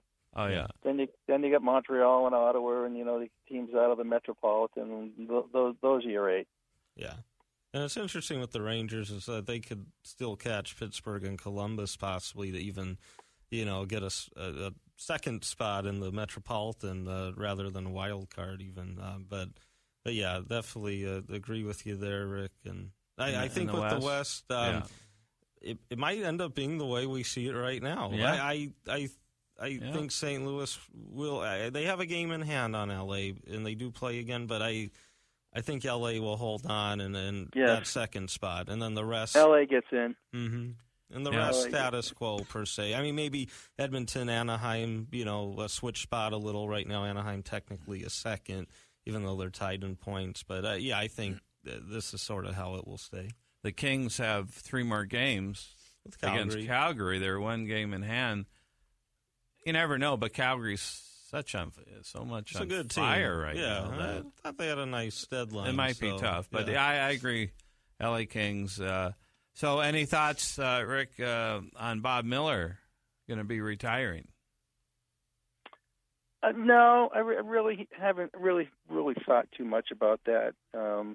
He could, but we'll see on that. No, he is. Oh, I mean, by the announcer, Hall of Fame announcer, LA Kings. Yeah, you know what? I've he's heard. He's going to retire. You're much more. You really grew up around him. I've heard him in segments, and I know he's fantastic. Oh, amazing! How old is he right now? 78, I believe. At least, right? He can still keep going. That's nothing. Look at Johnny Most when he was on the Celtics. I mean, look at Vin Scully. Well, and amazing. He didn't want to do it. What happened is, he had the heart surgery last year, and then he's had, I believe, 2 minor strokes here in the last couple months, and so his doctors did say, to take that step back. So he'll do the final 2 games this year, one at Staples Center against Chicago, and then another in Anaheim. And so, I mean, growing up around him, I mean, it's sad, obviously. It is. And I really grew up around him. Yeah, you did. Yeah, but really, since the day I was born, it's always incredible. What an announcer! I mean, you mentioned Vince Scully, and I have to laugh because the first period would have come to an end, and he still would have been talking about someone's family, and this kid's from Medicine Hat, and his mother owned a bakery, and Funny. And then all of a sudden it's 3-1. Yeah, and his dad gets 4 hours of sleep a night, and great kid. And LA's been blessed with such great announcers, right? Yeah, I mean, remember Chick Hearn passed away, Lakers. And Bob Miller, Vince Scully, Al Michaels, I think with the And Angels for a while. And Al Michaels still an L.A. Kings season ticket holder, correct? Oh, is he? Yeah. Wow. I think big so. time I think fan. so. Yeah. Wow. And Billy That's Crystal, his team. probably a Clipper guy, probably. One of the few. Yeah. Amazing. Well, Rick, it's been a pleasure again having you on. We'll talk to you next week. Enjoy Las Vegas. Whatever happens there, let us know. It'll be all quiet. All right, you guys take care. Have a good rest of the show. Hey, thanks a lot. Bye-bye. Rick, our hockey guru. So we will go into Breakthrough Sports after the break. This is NBC Sports Radio AM 1060 KDUS in Phoenix, Arizona. And we'll be right back after this break, and we'll probably talk about some of the Lakers, what's happening there, maybe some litigation. I don't know. It sounds like a rumble-tumble situation. And we'll talk some, maybe some more hockey, but Some probably got some baseball, baseball, spring too. training, yeah. That will be fun, full force here. And again, this is Breakthrough Sports, and we'll be right back.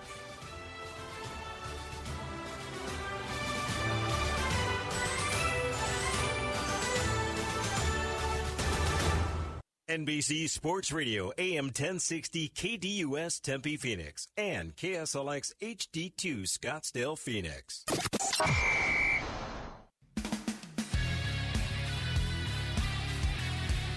And welcome back again. You're listening to Breakthrough Sports live on NBC Sports Radio AM 1060 KDUS. I'm Dave Isaac alongside Greg. Thank you to Rick. Having fun in Las Vegas. That is not fair. Lucky I want to guy. be there. Yeah. Only, What do you think? A Should I go 4.5 there? hour drive? Do it. How far? Well, with 4.5. you driving, it'd be like 7. Probably 8, I'm thinking. Yeah, you're pretty slow. I like and you always that, got to stop and get some food They got some on the good way. A&W. Yeah. Do you like A&W? It's okay. I prefer In-N-Out, and they have White Castle up there now. So. Oh, they do, and is that good? It is actually delicious. Oh, I never tried that. Yeah, I mean they have the ones in the grocery store, the frozen ones, but it's not the same. You got to actually be there to try it, and so it is amazing. And I see why Harold and Kumar went through quite that adventure. I would do the same thing. And it would be great if Neil Patrick Harris also came along for the ride. Oh, That would be man, wasn't amazing. he? Wait, what was that movie? He Oh no, he got stabbed. That's right. Gone Girl or Girl Gone. Yeah. That was pretty. He was good in that too. He's good in Man, everything. He He's is great. good, isn't he? Yeah, he's very good. But those little burgers, I mean, oh, man. I mean, are they like sliders? Or Yeah, they called? they're small, but you get a bunch, and the fries are really good. And oh man, why am I talking about food? So what are you going to do after this broadcast? Not eat. No, I'm trying to decide. In-N-Out? What sounds good. Nah. What do you think? Mod pizza? I might. Maybe some pizza. I might. Yeah, that's delish, as they say in New Jersey. Or do they say that? Joe I have Pesci no idea. doesn't say that. He just says "go ahead" a lot. Oh yeah, that's right. Go So, ahead. what do you want to talk about? I was really intrigued what you were telling me the other night about Jeannie Buss firing her brother from the Lakers. Are you kidding me? Well, yeah. I mean, that happened. A little over a week ago before the trade deadline. Yeah, they're all part of ownership, all the Buss kids. But Jim was running the basketball side of things, and she had the say, and we knew this may be coming, and Magic had kind of come in, but then when they didn't get Cousins a couple days before the deadline, I think that was kind of like the final straw for her, saying okay, and so they Kupchak and Buss out, but the front office then with Magic then taking over as president, basketball operations, all that stuff, and the new GM they'll have shortly. Kobe's a former agent, and so guys like that. I mean, they really want to take it over now with Jim and the two elder Busses per se, but Jim and Johnny, and you never hear about Johnny. More behind the scenes is that they obviously want to take some control. They were trying, and a lot of this is reportedly, but believed to hold a Lakers shareholder meeting, and they wanted a new board of directors because I guess in Dr. Jerry Buss's will, to be an owner, you had to be a director or something along those lines. And so, they were maybe trying to pull a little fast one.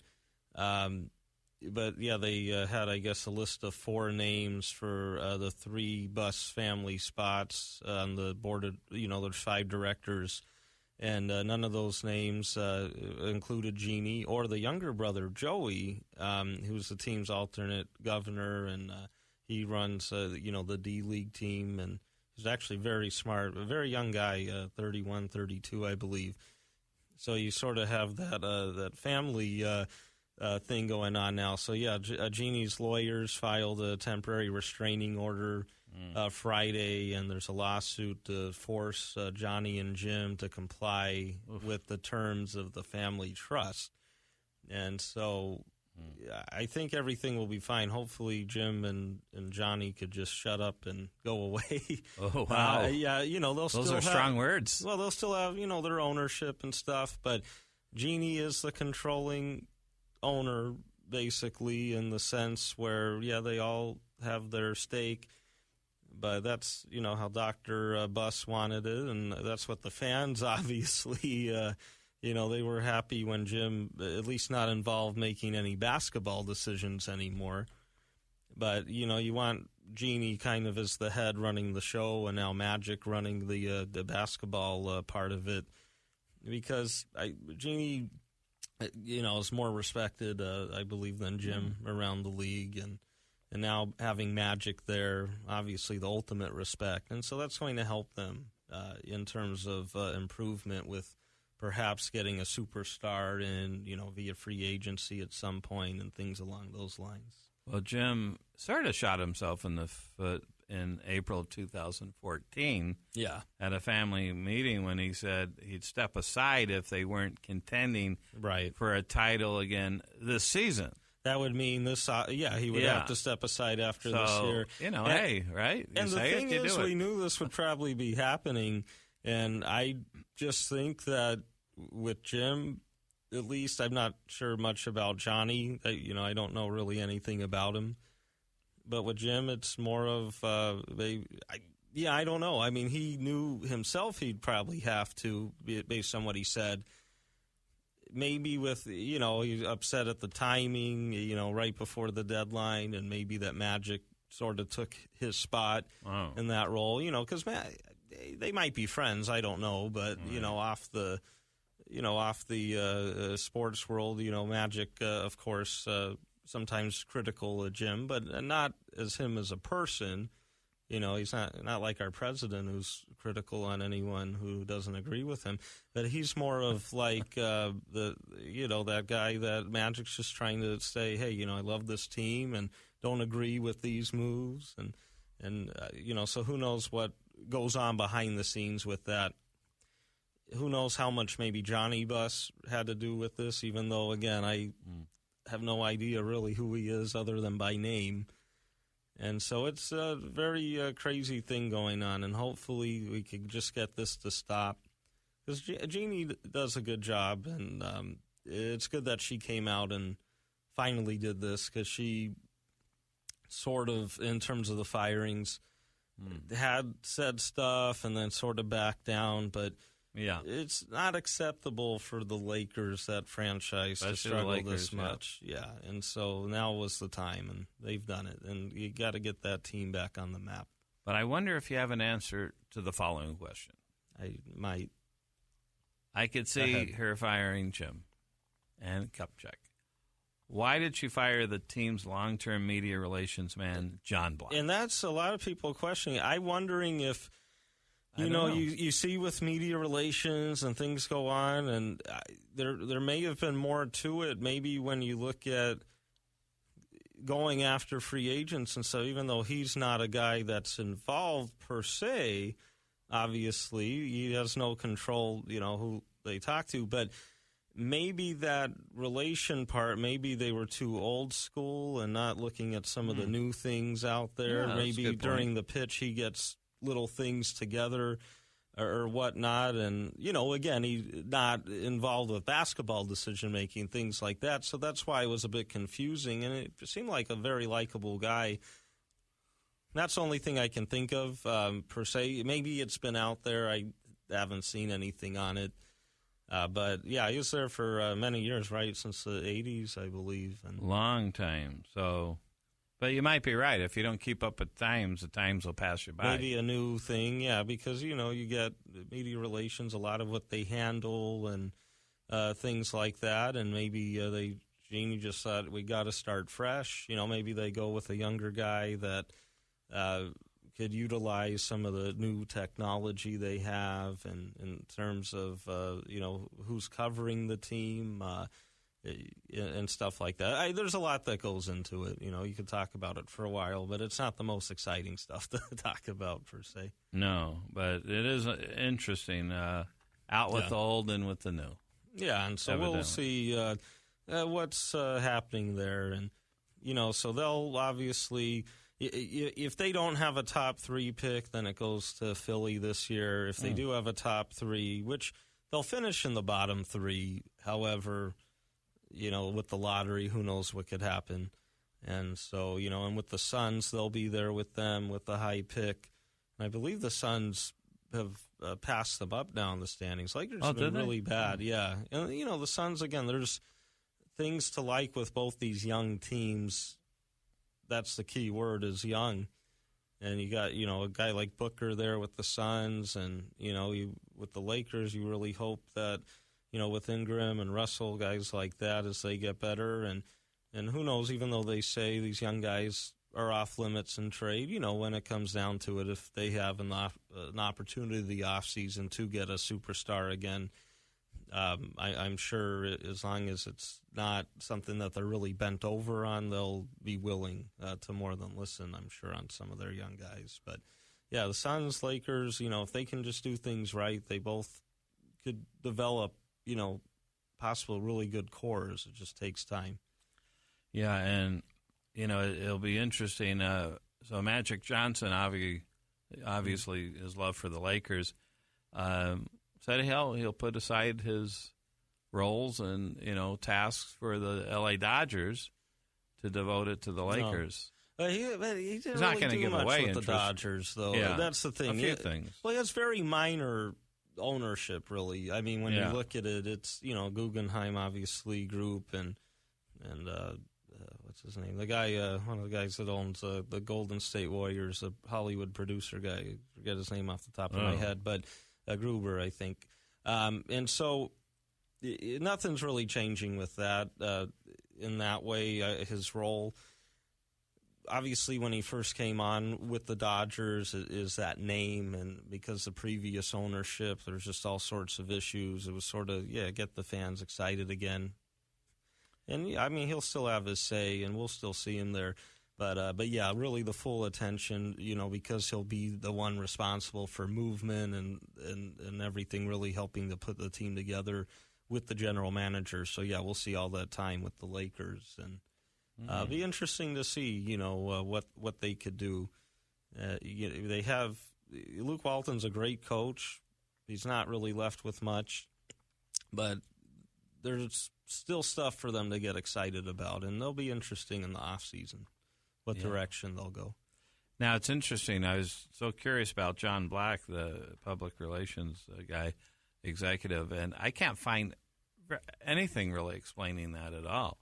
Yeah. But in my research, though, I am seeing a lot of tweets from Donald about how Obama and his other people he accuses of wiretapping Trump Tower. You know how they say with lawyers – how, a good one has the facts, but I have the bad heard this. one, someone's told me. I told maybe you this person could learn from it, because this Trump character is just throwing out whatever. He's just saying it, and sadly, on low IQ people, it's been working. Oh, this is a political commentary. Ways. Yeah, well, I won't do it, but it's getting ridiculous. And but yeah, I'll stay out. I saw that today, though. I was researching John Black. I see all these things about how does Black come up with Trump? I just made the bridge. Over troubled water. Oh gosh. All right. Yeah. So anyway, we'll stay tuned for that on your favorite political shows. What happens to the Russia thing, or did and Trump's accusations about Obama and his people wiretapping? Who knows? I don't know. I really have no idea. But we're not political show. At least. All right. So the Lakers. Okay. So how will they be next year, though? Do you think there'll be a nice turn?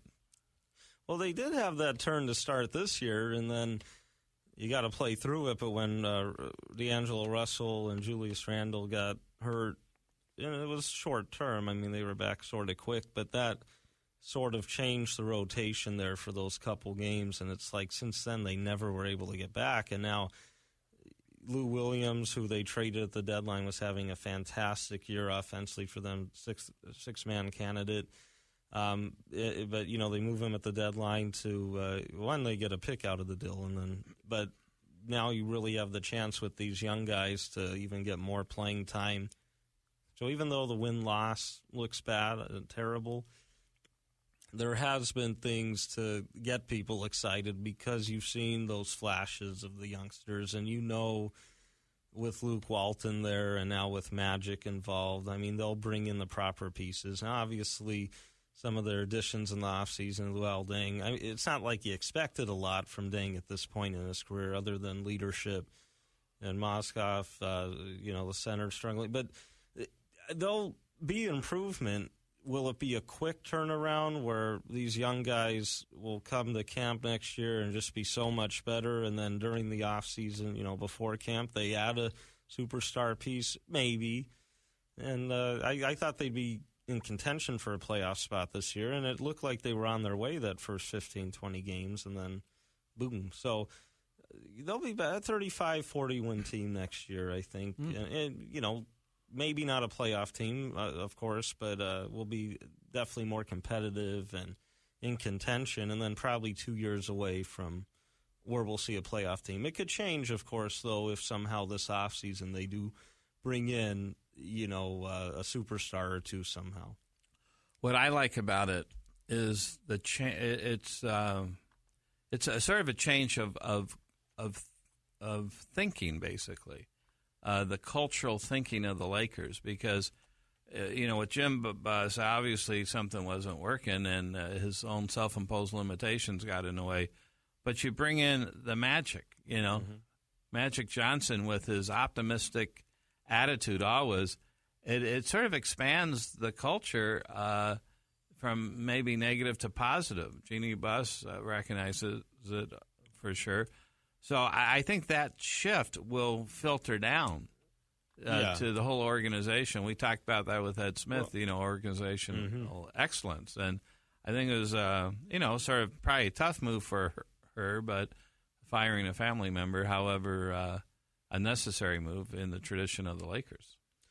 Yeah, there's that, and the fans, are obviously excited with that because, like I said, it's not acceptable for this franchise in NBA deep down. Even the fans that may hate the team, rival fans, they want to see them better because that's what makes the rivalries fun. And, the Suns and Lakers have a nice little thing, and then with these young guys on both teams as they get better, I really hope we see both teams competitive soon. I think it's always fun. And, with Lakers and Suns and then some of the other teams there in the Pacific Division.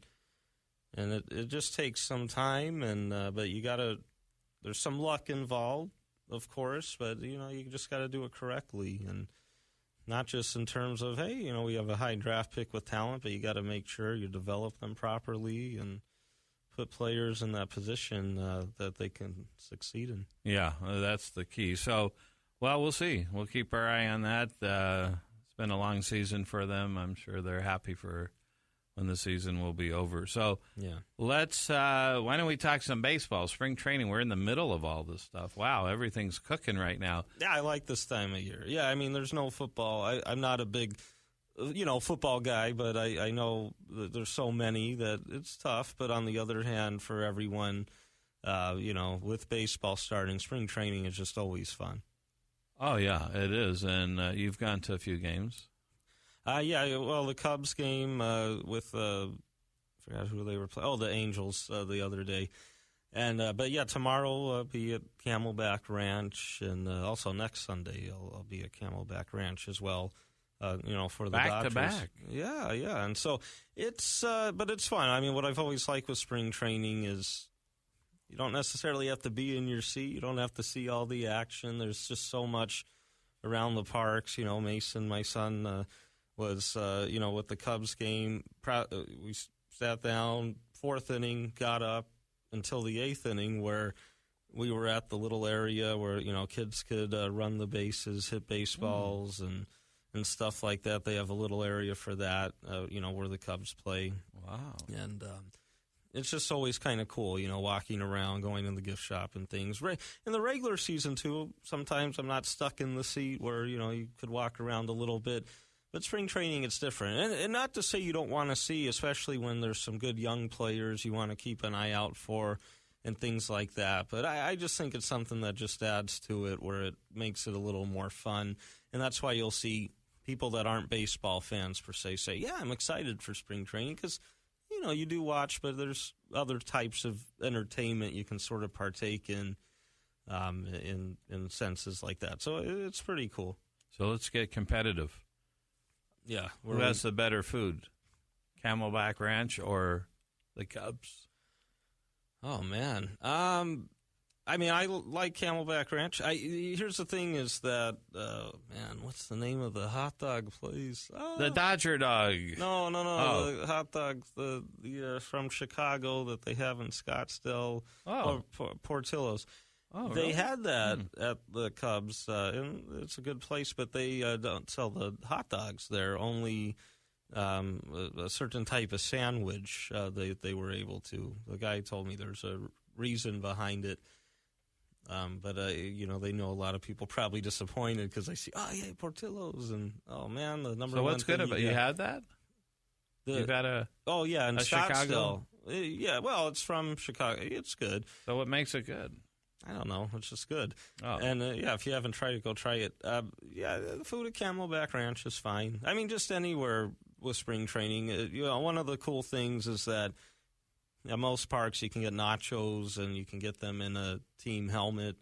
So, if you're a Dodger fan, you get that. And I know last year it was on St. Patrick's Day, so we got the nachos in the green helmet. And it's just kind of cool to have that stuff. Granted, you can buy that separately, but it's still the parks having their different kids things, I think, is just really cool. I mean, Chase Field has that area where playground area kids can play. It's nice though that you can be watching a baseball game and then let's go walk around, and then you get to an area where kids could, bat on the small little simulated field, and they can just keep going up. They go back in line, or they can play in the little outfield there. So it makes it more exciting in that sense. And a lot of people, from out of town, obviously, in to see their teams. So it's fun, just everyone together, I guess. So, I know you've been hoping the Dodgers would win for the longest time. They certainly have, one of the highest, if not the highest payroll in the league. So this year, high hopes again? Yeah, I mean, definitely. When you look at the NL West, the Dodgers and Giants are those two teams you watch. I do believe the Diamondbacks will be a lot better this year. I will say that. No one really thought last year would go the way it did. Everything in terms of what went bad really went bad, where it just can't get worse. But I expect things to get better. It's interesting because the Diamondbacks, their starting rotation, you look and you go, so many questions. However, everyone in that rotation does have ability, and it's not like really any weaklings per se. If Corbin was able to somehow get back to where he was, and Shelby Miller, and Walker, who came in the offseason, dynamic young arm. And we'll see with Greinke, what he could do. So they'll be better, and, you'll have, Pollock, Peralta healthy, hopefully, so offensively, I mean, there shouldn't really be much worry at all. And then, bullpen, there could be questions. Rodney, will probably close for them. Not a huge fan of him, even when his numbers look good. He has his ups and downs. The Dodgers, I think they got better. They had a nice offseason. They're just so deep everywhere. And now if they can get, some health from these starting pitchers that have been injured, which so far it looks like, and the bullpen looks fine, even better and better. Just so much depth throughout the organization that when they do have some injuries, I mean, their outfield, is just so deep. There's going to be a good player or two that won't have a spot with them, because of that. And we'll see, Corey Seager, who did get hurt, but it doesn't look like it's serious. Rookie of the year, he is in the MVP running. He'll get better and better, and so it's a good team. And I think there's no doubt they should probably win the division again. Can they take that next step in the playoffs?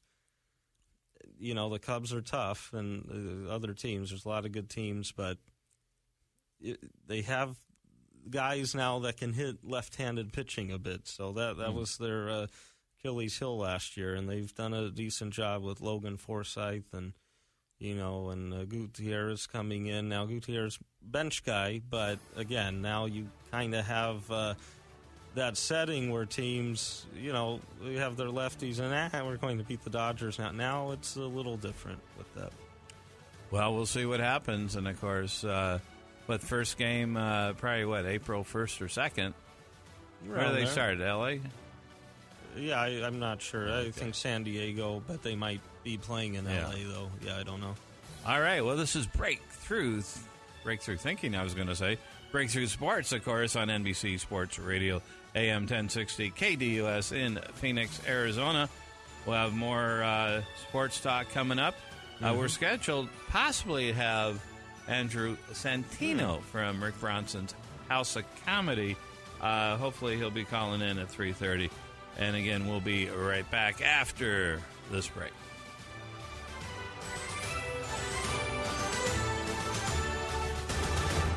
Had a rough Friday night? We've all been there. Jumpstart your weekend by tuning in to The Sports Hangover. Saturday mornings from 8 to 10, only on NBC Sports Radio AM 1060.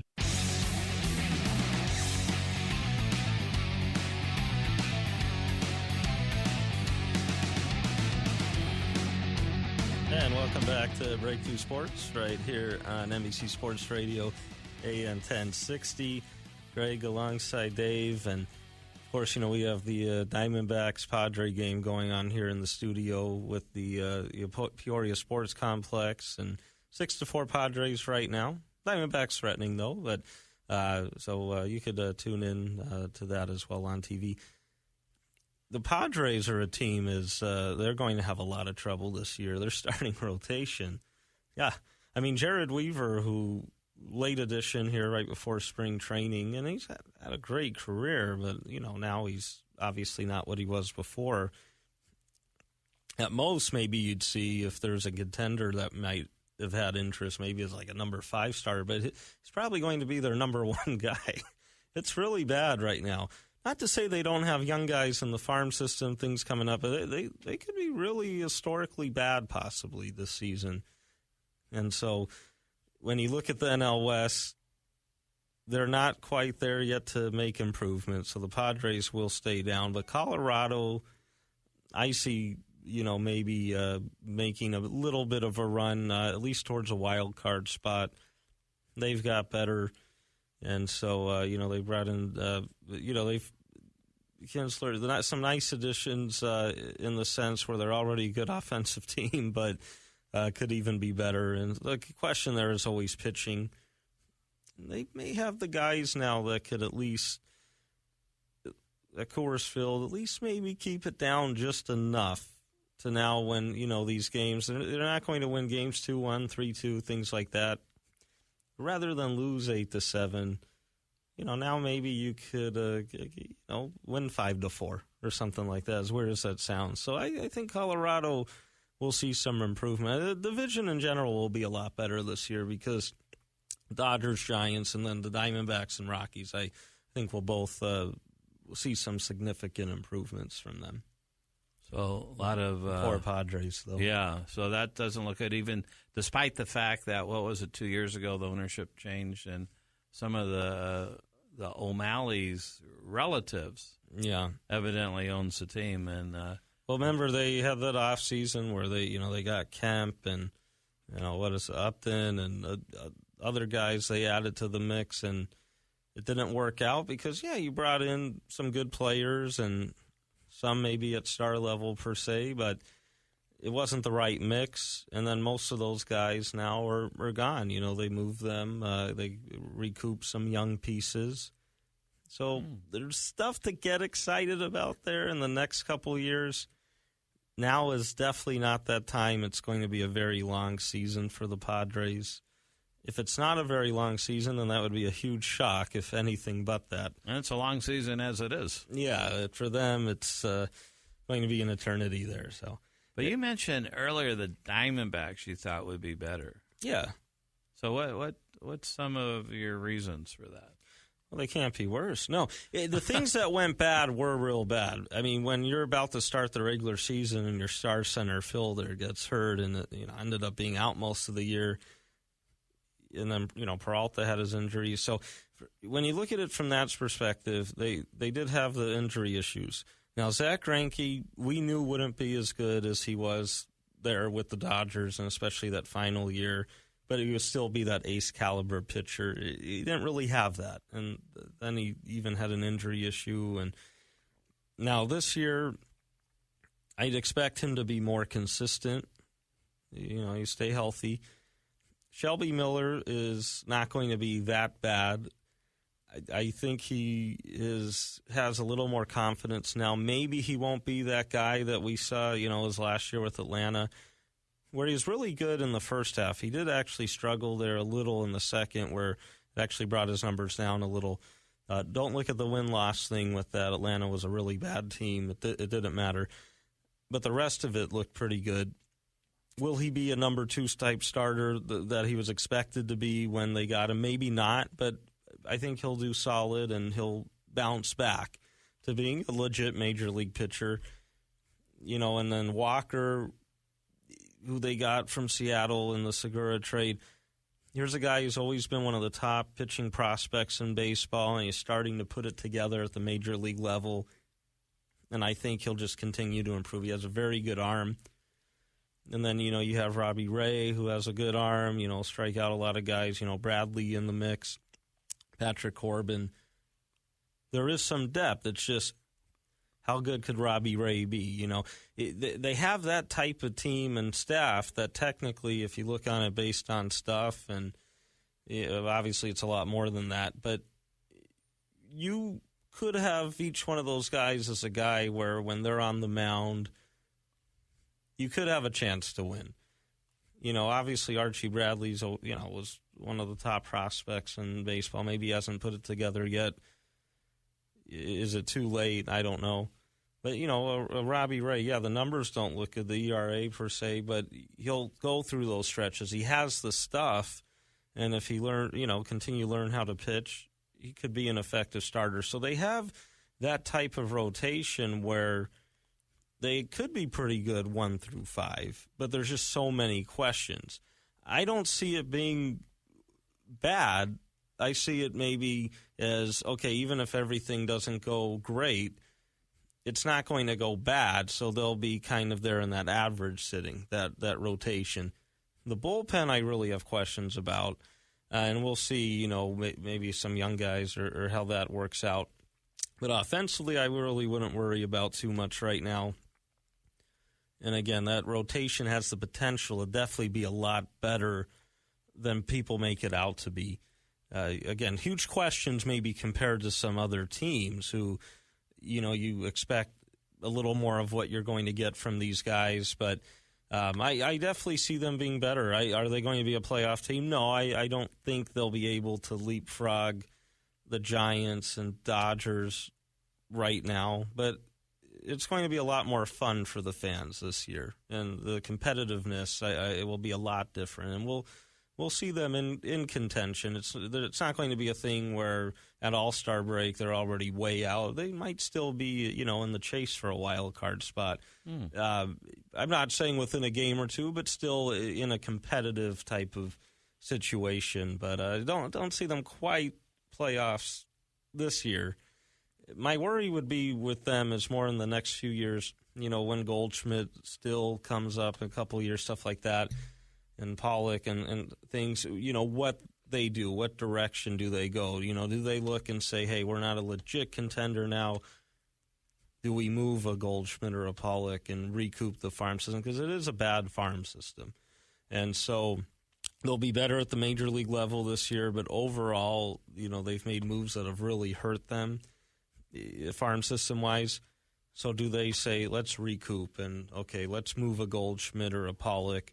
Because we're not, we're better now, but we're still not a legit contender per se. We're just more competitive. Let's move one of these guys and recoup, get a couple really good young assets and prospects and go from there. Maybe that's something they consider doing at some point, whether it's during the year or next offseason.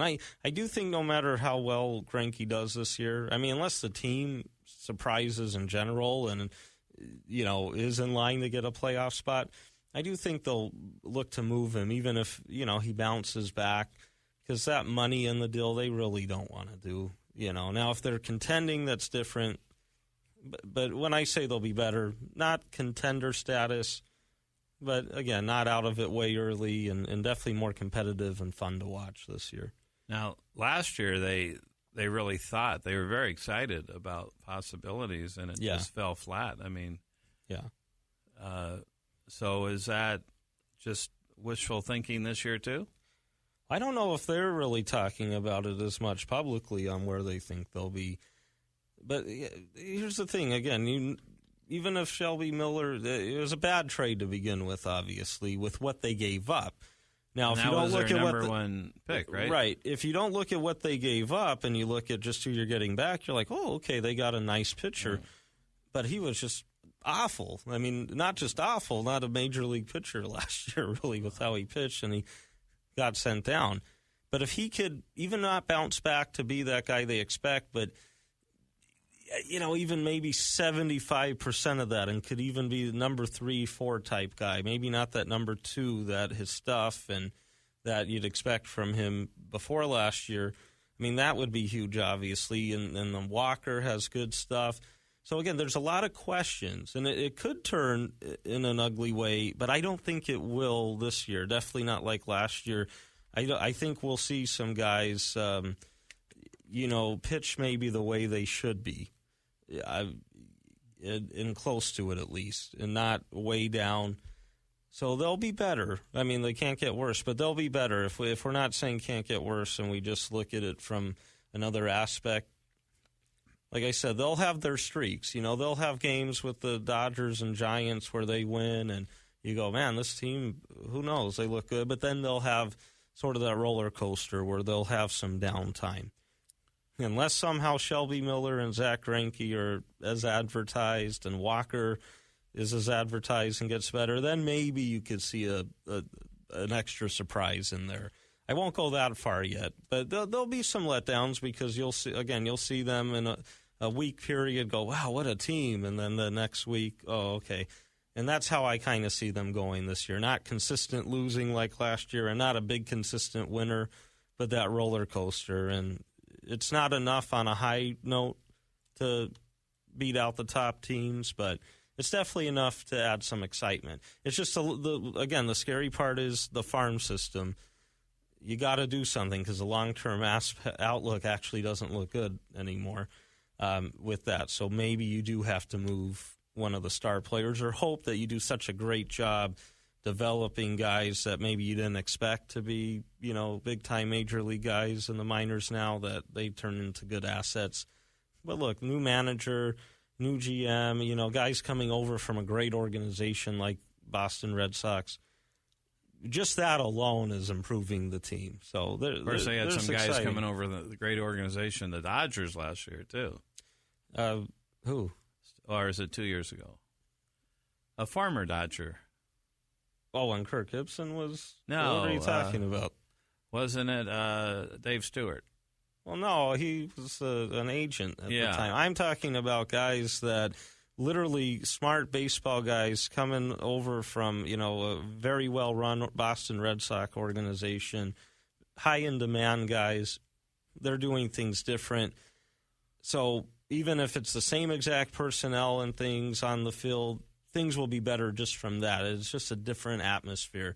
So they're definitely in the short-term excitement there. The long-term excitement is strictly from the new front office and new manager, but they have their work cut out for them to recoup some of these prospects they gave up to try to get a quick fix in the past.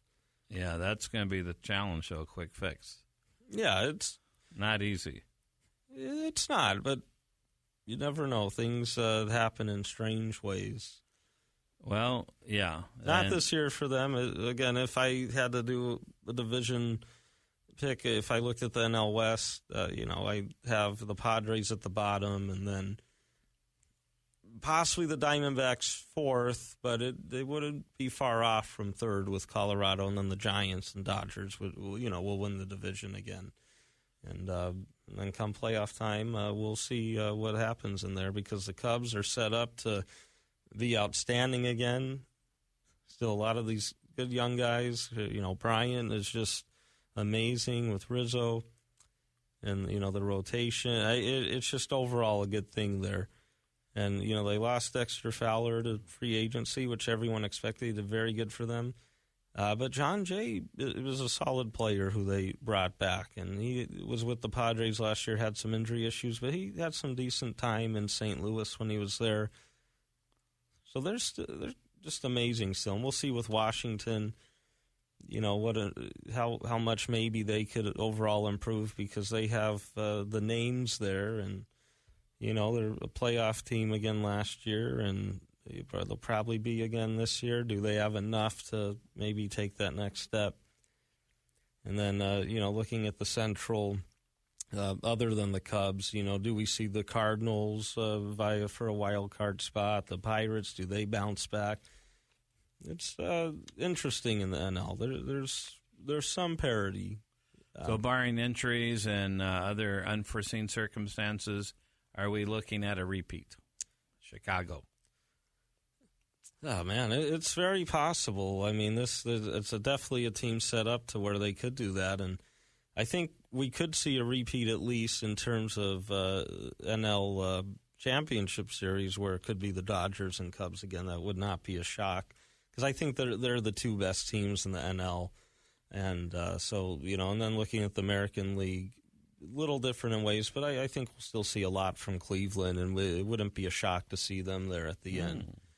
And so there's excitement, obviously, for Cleveland fans last year, but then, not winning, coming close. They're upset. No one wins in Cleveland. Just awful. But, no, they... not no one. Now. King James, right? with that. But other than that, with the Indians, because it's been so long. Long time. And you have the Major League movies about them, because the guy making those movies was a big Indian fan, and it's just so close. But they're good team, and they have the pieces. They'll be back.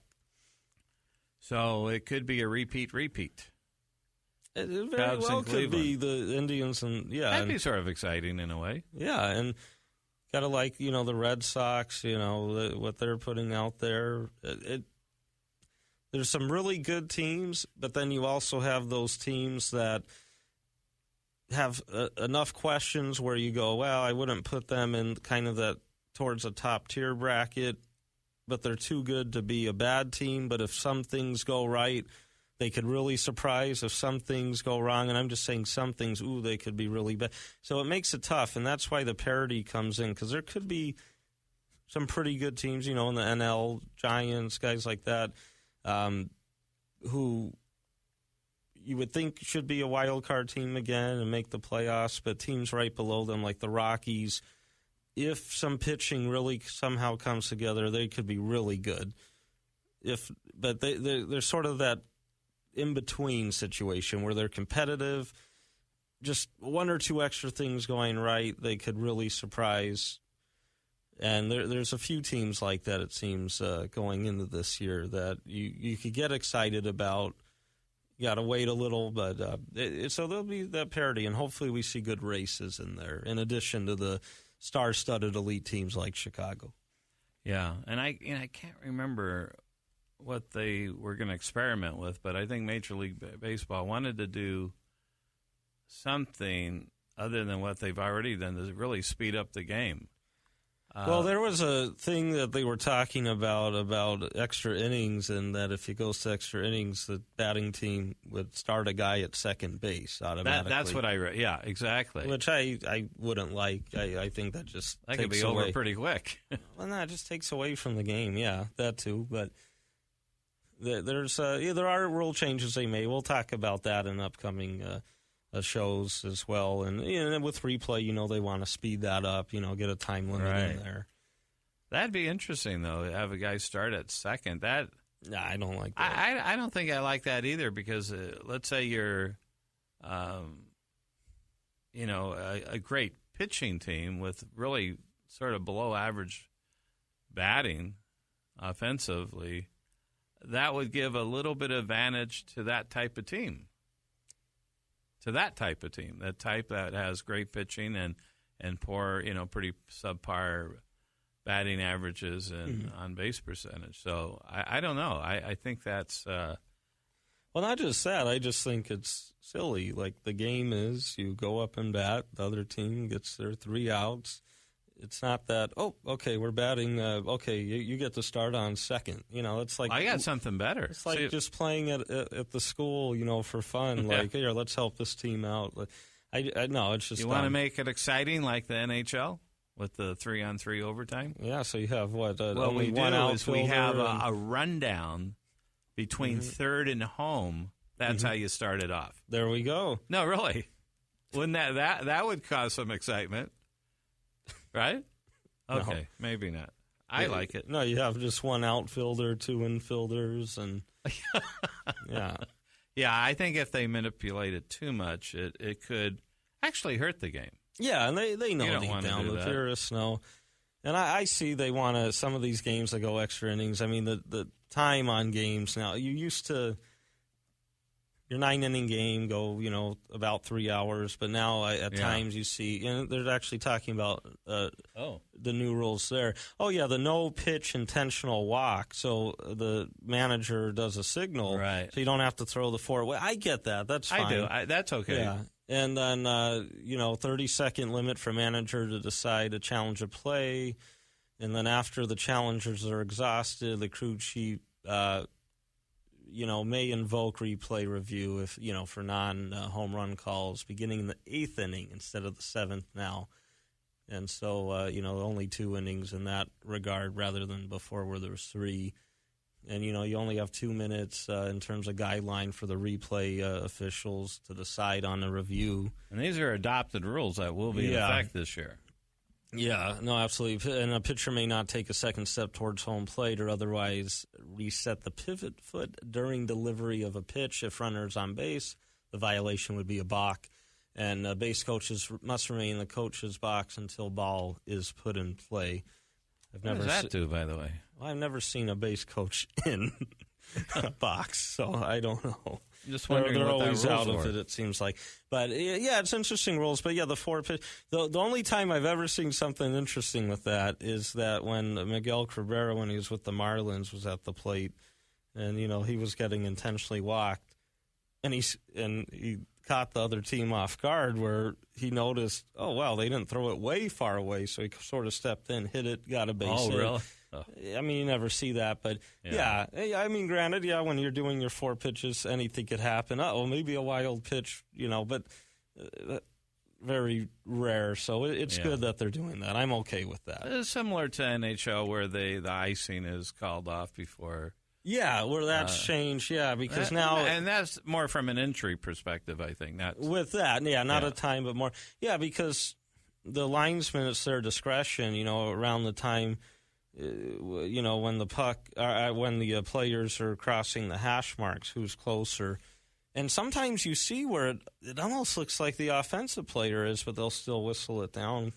And they say, even though they shouldn't call it, they still might be worried, there could be an injury. These guys are flying in. Yeah.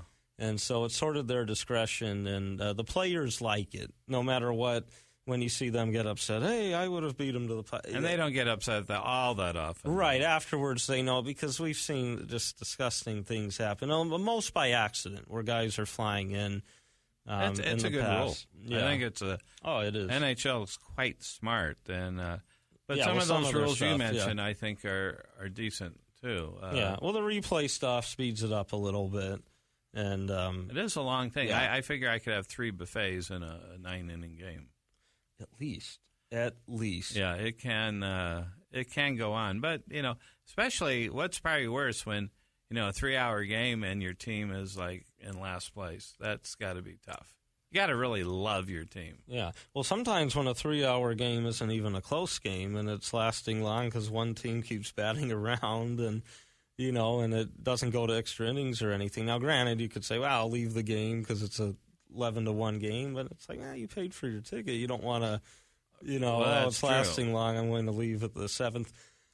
That's when you get up and you play in the kids area. Yeah, exactly. But then you do have your games that, just last long or close, and then they go to extra innings, and there's excitement. But, yeah, like you said, I guess if your team's bad and been struggling, it may not have the same excitement as a team that's contending, although that's nerve-wracking when you know, oh, man, my team really has to win. So, And the truth is a 3-hour game seems longer than what was the longest game in NHL history? That was 6 periods? No. 6 overtimes? 6 overtimes? 5. I thought 5 was actually. That was a long game. But you got the fastest game in sports. That helps. Well, then you're also in the playoffs, Stanley Cup playoffs, and when that's that exciting. happens. Yeah. And then obviously sudden death. So very different situation. Very different. So, but it's tough to stay in that seat, watching the pitcher for 3 hours with unless no it's action. Sandy Koufax. Yeah, that's enjoyable. Don Drysdale, some of the enjoyables, greats. but you know what I mean. I do indeed. I hope. Well, we had fun time today. Of course, Mike Neely, Executive Director for the Fiesta Bowl, coming in the first hour. If you missed any of this, you can go to breakradioshow.com and hear the replay. We had Jimmy Marshall in studio, Greg, and, of course, Rick, the hockey guru from Boston that called in from Las Vegas. He was on the show. So this was sort of a mixed bag today, a little bit of hockey with Mike Neely being the former president of the Phoenix Coyotes back then, now the Arizona Coyotes. But he certainly informed us of the Fiesta Bowl, how many charities and money they give to help the community. So go support the Fiesta Bowl and all the things they do. They have this this duck race. I don't know if you heard it driving up. No, I haven't. Next weekend, 3/11/17. Wow. 10-2, Scottsdale Waterfront. They have 10,000 ducks. I thought they were real, but they clarified real quickly. Yeah. Rubber ducks dropped in the canal, and you get half of the cool. proceeds if you come in first. Okay. So anyway, thanks to Charles. Thank you, Charles. Good job today. And we'll see everyone next week at probably, I won't announce it yet, but look at our Facebook, right? Yeah. And we'll know where we're going to be doing a remote location. Could be anywhere in the valley, and a lot of fun, good audiences. And everyone have a great weekend. Enjoy spring training. We'll see everyone next week.